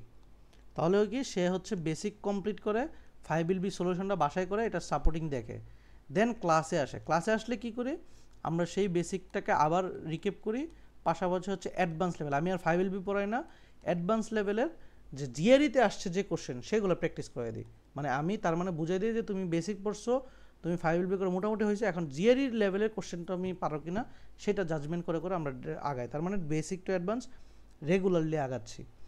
সো 5LB থেকে শুরু করবেন, এরপরে যেটা হয় কেএমএফ। এখন আমি বলি, এখন যাদের সময় কম তারা আসলে কেএমএফ থেকে সুইচ করে যদি চায় সে সরাসরি রিয়েল কোশ্চেনে চলে যেতে পারে। কেন? প্রশ্ন হচ্ছে এটা। দেখেন আমাদের একটা সময় ছিল বাংলাদেশে রিয়েল কোশ্চেন ব্যাপারে কিছু ছিল না। তো আমরা কি করছি, রিয়েল কোশ্চেন যখন থেকে আনছি, রিয়েল কোশ্চেন মানে কি, আমরা একটা সেট যারা হচ্ছে ওই যে আপনি একটু আগে বললেন হোম জিআরই দিয়েছে, এইখান থেকে এই জিনিসটা আসছে। ধরেন হোম জিআরই যখন দেয় তারা কি করে স্ক্রিনশট রাখছে কোশ্চেনটা, ধরেন একটা স্টুডেন্ট 320 পেজে, তার সামনে যেগুলো আসে সেগুলো তো সলভ করলামই, সেই স্ক্রিনশট রেখে দিছে। এটা তো চাইনিজরা এগুলো করে বেশি, এই জন্য কিন্তু চাইনাতে কিন্তু জিআরই ব্যান। হ্যাঁ, তো সেম জিনিস হচ্ছে আমরা যখন পরীক্ষা দেয় সেগুলো স্ক্রিনশট রেখে একটা পিডিএফ আকারে সে কী করছে, আমরা কিনছি, তারা বিক্রি করছে। তো তার মানে দেখেন এই কোশ্চেনগুলো মানে কি, এই কোশ্চেনগুলো মানে একজ্যাক্ট জিআরইতে আসা কোশ্চেন, এবং এই কোশ্চেন যদি প্র্যাকটিস করি তাহলে আমি একজ্যাক্ট বুঝে যাব জিআরইতে কী আসে, জিআরইতে কী টাইপের আসে, কোন ডিফিকাল্টি আসে আমি বুঝি কিনা। এই কোশ্চেনগুলোকে আমি বলতেছি আপডেটেড জিআরই রিয়েল কোশ্চেন, সেগুলোর আন্ডারে আমি মক নেই।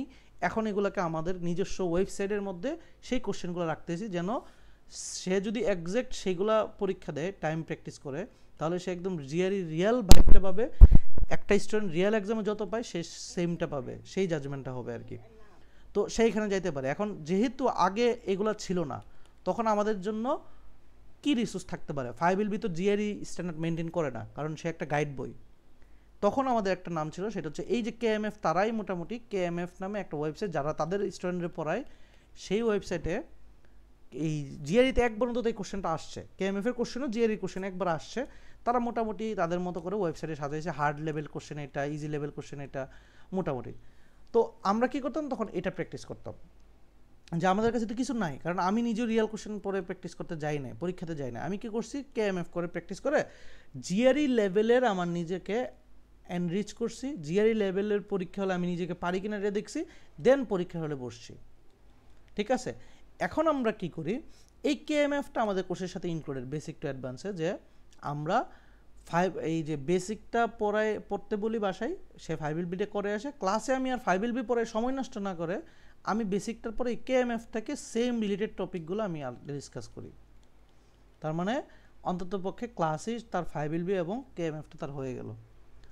এখন বাহিরে কি থাকে? Real question. তখন এইটা মোটামুটি 1.5 মাসের মতো চালাই, তারপরে বাকি সময়টা সে হচ্ছে রিয়েল কোশ্চেনে প্র্যাকটিস করতে থাকে। এখন দেখেন কেএমএফ এর ম্যাথ থেকে আমি আমি যদি মোটামুটি ক্লাসের কভার করে ফেলি, 1.5 মাসে মোটামুটি আমার একটা স্ট্রং বেস চলে আসবে। সে যদি পরে যতদিন জিআরই না দেয় ততদিন শুধুমাত্র রিয়েল কোশ্চেন টোটাল আছে 90টা। এই 90টা করতে গেলে তার শুধুমাত্র ম্যাথই করতে হবে 2400 প্লাস। তার মানে এই যে কেএমএফ এ 1147 বা 1700 ম্যাথ না করে এই 2400 যদি আমি টাইমের মধ্যে করি, টাইম প্র্যাকটিস করে ফেলি, তাহলে আমার একই সাথে টাইম মেনটেন হবে, একই সাথে জিআরই বইটা দূর হবে, একই সাথে আমি 2400 ভ্যারাইটিস অফ ম্যাথ দেখতে পারবো।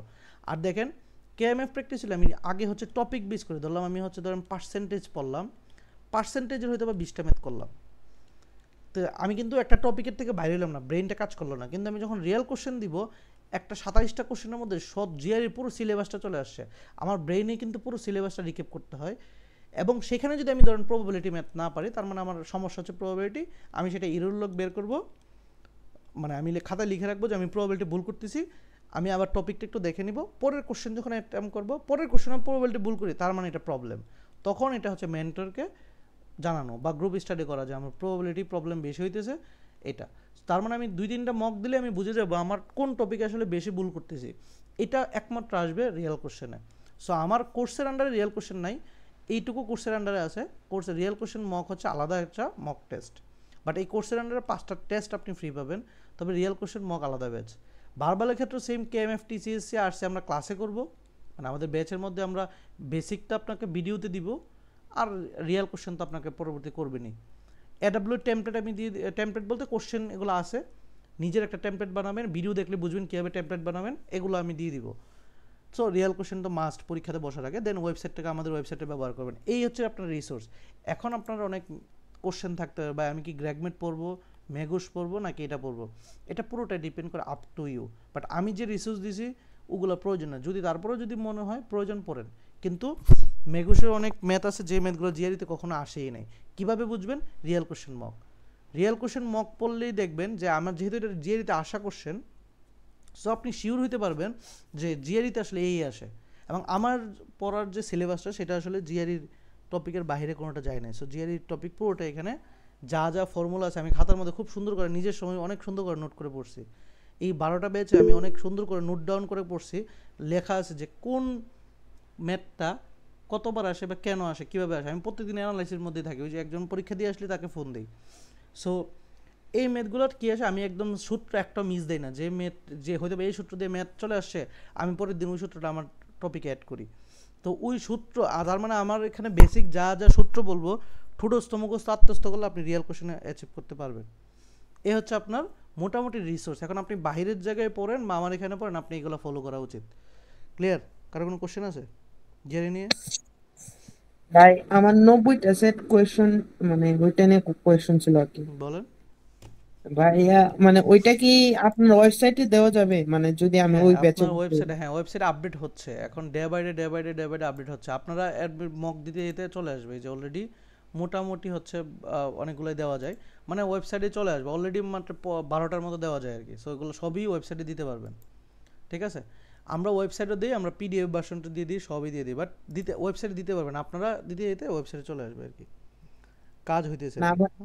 ভাইয়া, মানে যে আপনার তো মক ব্যাচ আলাদা ব্যাচ, ঠিক হ্যাঁ না, রিয়েল কোয়েশ্চন হ্যাঁ ব্যাচ। যখন আমি মক ব্যাচে ভর্তি হবো তখন কি আমি ওই ব্যাচের এক্সাম গুলা কি আমি ওয়েবসাইটে দিব নাকি খাতা কলমে করবো, ওয়েবসাইটে কোনটা? দিবেন, খাতা কলমেও দিবেন, দুইটার অ্যাক্সেসই থাকবে, আপনি যেটাই সেটাতে দিবেন, বুঝছেন? আচ্ছা ভাইয়া, যদি বেসিক কমপ্লিট করার পর ওই যে কেএমএফ 1147 এটা না করে রিয়েল এক্সাম, রিয়েল আমি মক বলি টেস্ট, বেসিক টু অ্যাডভান্স যখন করবেন, মোটামুটি আমার ক্লাসের হোমওয়ার্কেই ক্লাসেই প্রায় আপনি 600-700 হয়ে যাবে, বুঝছেন? জি ভাই বুঝতে পারছি। তাহলে ওই যে আমরা ডিরেক্ট যদি এটা করি, তারপরে কেএমএফ না মকে করে চলে যাবেন, তাকে মকে চলে যাবেন, এরপরে সময় ডাইরেক্ট মক প্র্যাকটিস করলেন 90টা, ঠিক আছে? জি ভাই এটা বলছেন যে আমাদের সব সময় যেহেতু না না শর্ট, না, তো ওইটা দরকার নেই। আমি বললাম হচ্ছে কি, যত কনসাইজ মানে যত একদম প্রিসাইজ ওয়েতে পড়তে পারেন। আমি কিন্তু এক্সট্রা রিসোর্স আপনাকে অ্যাড করি নাই, আপনার যে এক্সট্রা রিসোর্স অ্যাড করছি, না কাজ ভাই একদম সিম্পল ওয়েতে এড করছি, বাট এগুলাই হচ্ছে জিআরইতে আমার, শুনেন, এক একজন মেন্টরের প্রসেস এক এক রকম, হয়তো বা তার স্টুডেন্ট ওইভাবে সাকসেস পাইছে, সে ওইটা বলে, বাট আমি 100 জন স্টুডেন্টকে সাকসেস আনতে পারছি এই প্রসেসে, এই জন্য আমি আপনাকে এটা বলতেছি।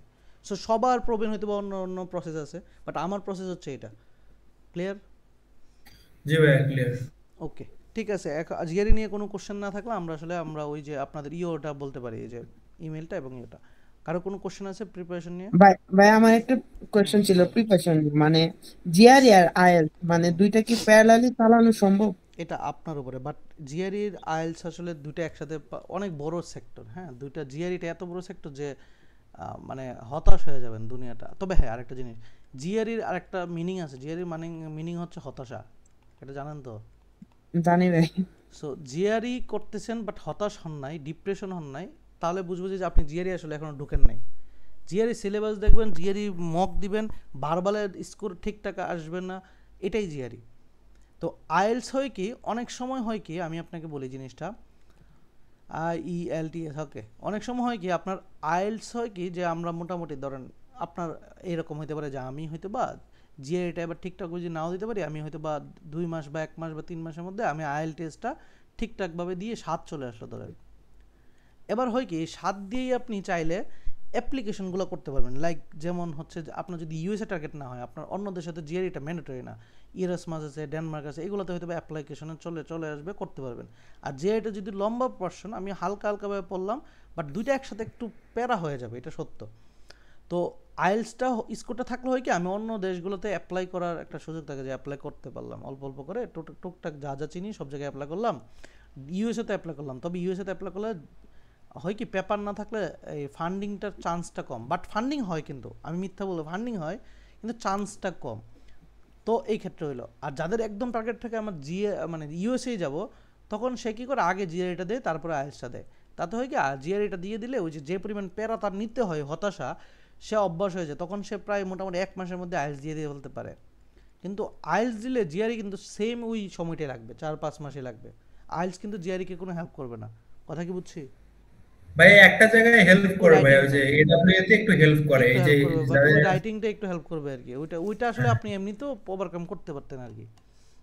কিন্তু আলটিমেটলি জিআরই হয়ে গেলে ওই আইএলস এর রিডিং গুলো মনে হবে পানিবাদ, কারণ হচ্ছে জিআরইর আরসি একটা দুইটা যাদের আগে থেকে করা আছে, যেমন আমার আইএলস একবার পরীক্ষা দিয়েছি, আমার আইডিয়া আছে, আমার মনে হচ্ছে আমি দুটো একসাথে করতে পারবো। হ্যাঁ তাহলে অবশ্যই, মানে আমার প্রশ্ন হচ্ছে, ধরেন একটা মানুষ অফিস করে, সে তো দুটো পারবে না, রাইট?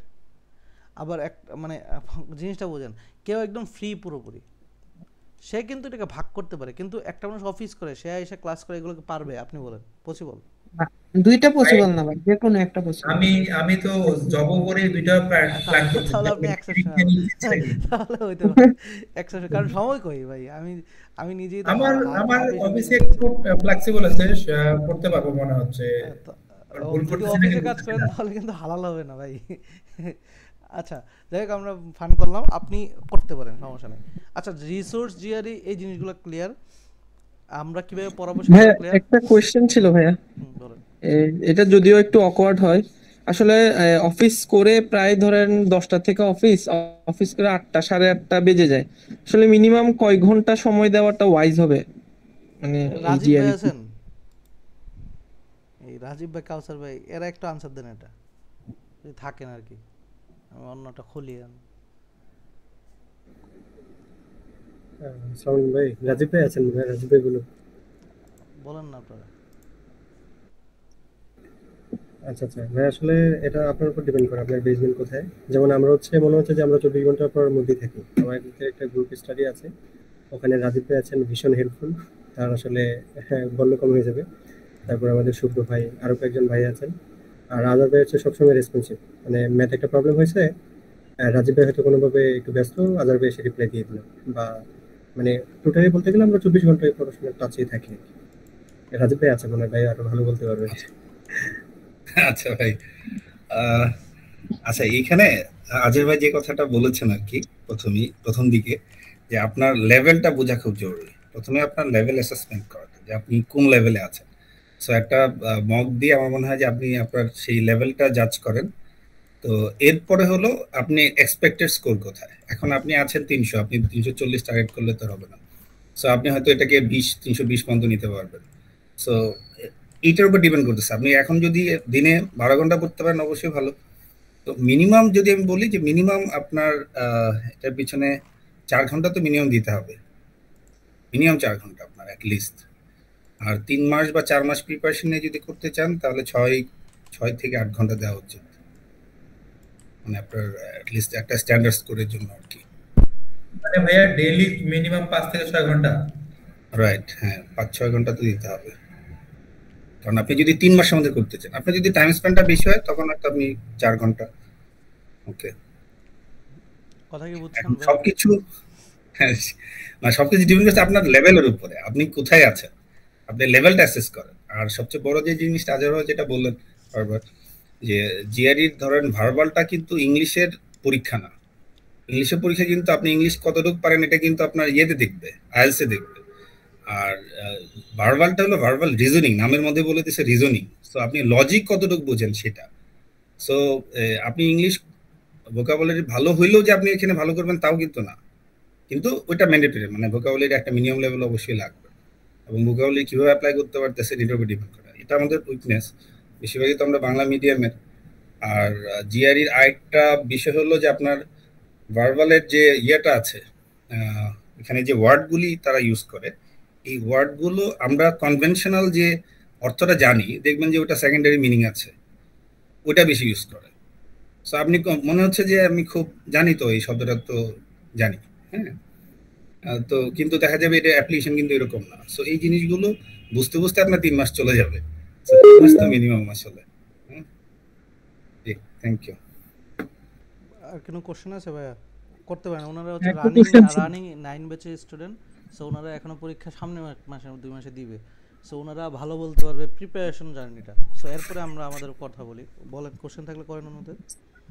আচ্ছা ভাইয়া, এই ইউএস তে মাস্টার্স এর জন্য মানে জিআরই এর এফেক্টটা কেমন আর ফান্ডিং কেমন, জিআরই কেমন হেল্প করে, আর টিচিং অ্যাসিস্ট্যান্টশিপটা কিভাবে কাজ করে, আচ্ছা কোন ভাই, বেসিসে দেওয়া হয়? রাজীব ভাই যা নলেজ থেকে বলেন, আমি পরেরটা। আচ্ছা, আমি পার্সোনালি যদি বলি, আমি এগুলো এখন কিছুই দেখি নাই।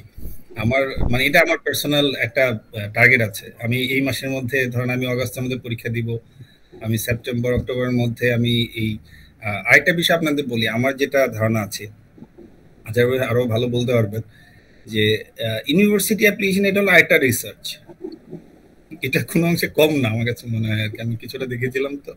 সো আপনি র্যান্ডমলি 10টা-20টা ইউনিভার্সিটিতে অ্যাপ্লাই করলে হয়ে যাবে তা না। আসলে আপনার ম্যাচিংটা ইম্পর্টেন্ট, যে আপনার কি আছে, আপনার ব্যাগে কি আছে, আর ইউনিভার্সিটি কি চায় আপনার কাছ থেকে, ইউনিভার্সিটি স্টুডেন্ট হিসেবে কি চায়। সো এই দুইটার যখন ম্যাচিং হবে তখনই কিন্তু আপনি অফার পাবেন বা প্রফেসর আপনাকে পিক করবে। সো এই দুইটা ম্যাচিং এর জন্য আপনার এটা দরকার আর কি। বলেন আপনি। আচ্ছা ভাইয়া, ওই যে ইউনিভার্সিটিতে অ্যাপ্লাই করে যে ফান্ডিং এর বিষয়টা, সো এটা তো ইউনিভার্সিটিতে নরমালি সাপোজ আমি মাস্টার্সের জন্য যাব, তো মাস্টার্সের পোর্টালে গিয়ে মাস্টার্সের জন্য অ্যাপ্লাই করে ফান্ডিং এর জন্য ইউনিভার্সিটিকে আলাদা করে অ্যাপ্লাই করতে হয় নাকি? মানে ফি তো দিতে হবে নরমালি অ্যাপ্লাই না করার আমি বলি জিনিসটা কিভাবে কাজ করে। আচ্ছা যাই হোক, সবারই হেল্প লাগবে, জিনিসটা বলি। ধরেন এটা দেখাইতেছি, এটা হচ্ছে ছিল আমারই আগের, হ্যাঁ। তো ধরেন প্রফেসরকে তখন সে আমাকে অ্যাডমিশন দিয়ে দিয়েছিল, কি অ্যাডমিশন কোথা থেকে? সেন্ট্রাল ফান্ডিংয়ে। জিনিসটা কি বুঝতে পারছি? প্রফেসর তখন ডিল হয় নাই, ইউনিভার্সিটি থেকে সেন্ট্রাল ফান্ডিং দিয়ে দিয়েছে, মানে সেন্ট্রাল অ্যাপ্লিকেশন হিসেবে ফান্ডিং নাই। তো সেই ক্ষেত্রে মেলটা কী ছিল?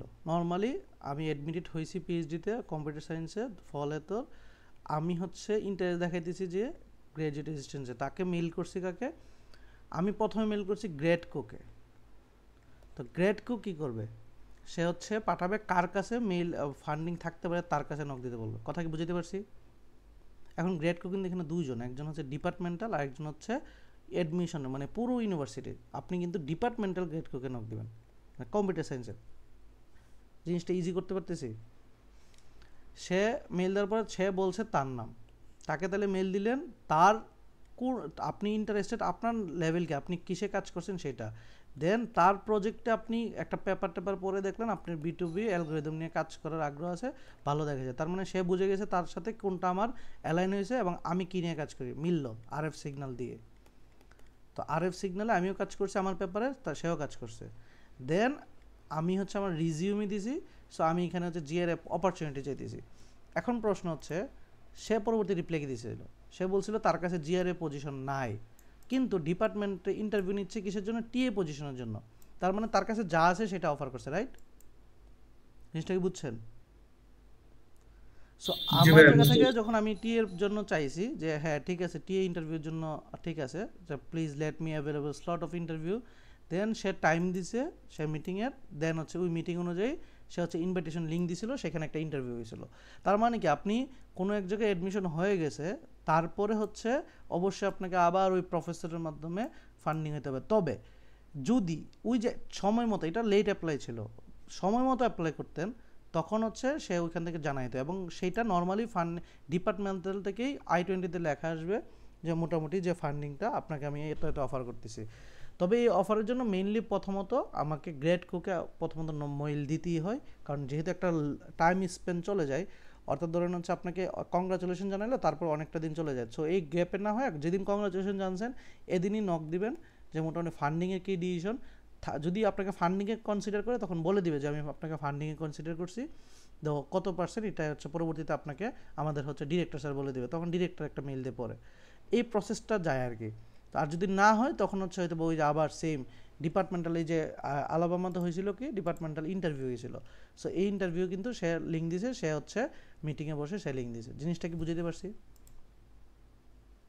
এখন মেল কি হতে পারে? একটা মেল সুন্দর, তার নাম দিয়ে আপনি সুন্দর করতে পারেন যে আপনি এটা আপনার কাজের দেখাবেন, আপনার কী নিয়ে কাজ করতে চান, আপনি তার রিসার্চ গ্রুপে জয়েন হতে চান এবং আপনার কাজ হচ্ছে এটা, আপনি মানে আপনার কাজ হচ্ছে এটা, তার কি প্রজেক্টের সাথে আপনার অ্যালাইন হয়েছে সেটা দেখাবেন, দেন আপনি আপনার সিভিটা অ্যাড করে দিবেন। জিনিসটা কি বুঝছেন? প্রথম মেলগুলো কি হবে ভাই? এটা তো আপনি প্রফেসরকে মেল দিয়েছেন নাকি ডিপার্টমেন্টে? এটা প্রফেসরকে মেল দিবেন না, ডিপার্টমেন্টকে তো মেল দিবেন যে আমি অ্যাডমিশন হয়েছে, আমি এখন ফান্ডিং ব্যাপারে পরবর্তী প্রসিডিউর জানতে চাচ্ছি। আমি তো জানি না যে আমি ফান্ডিং পাইছি কি পাই না, ওটা তো আর বলা থাকে না, রাইট? জি ভাইয়া, মানে আগে ক্যাজুয়ালি আর কি গ্রেডকোকে নক দিবেন যে কোনো ধরনের কোশ্চেনে। তখন আপনি বিএ করবেন, নক দেন যে আমি বিএ করবো, আমি কি ফান্ড পাবো কিনা, এটাও নক দেন তারে। প্রবলেম কি বুঝছেন?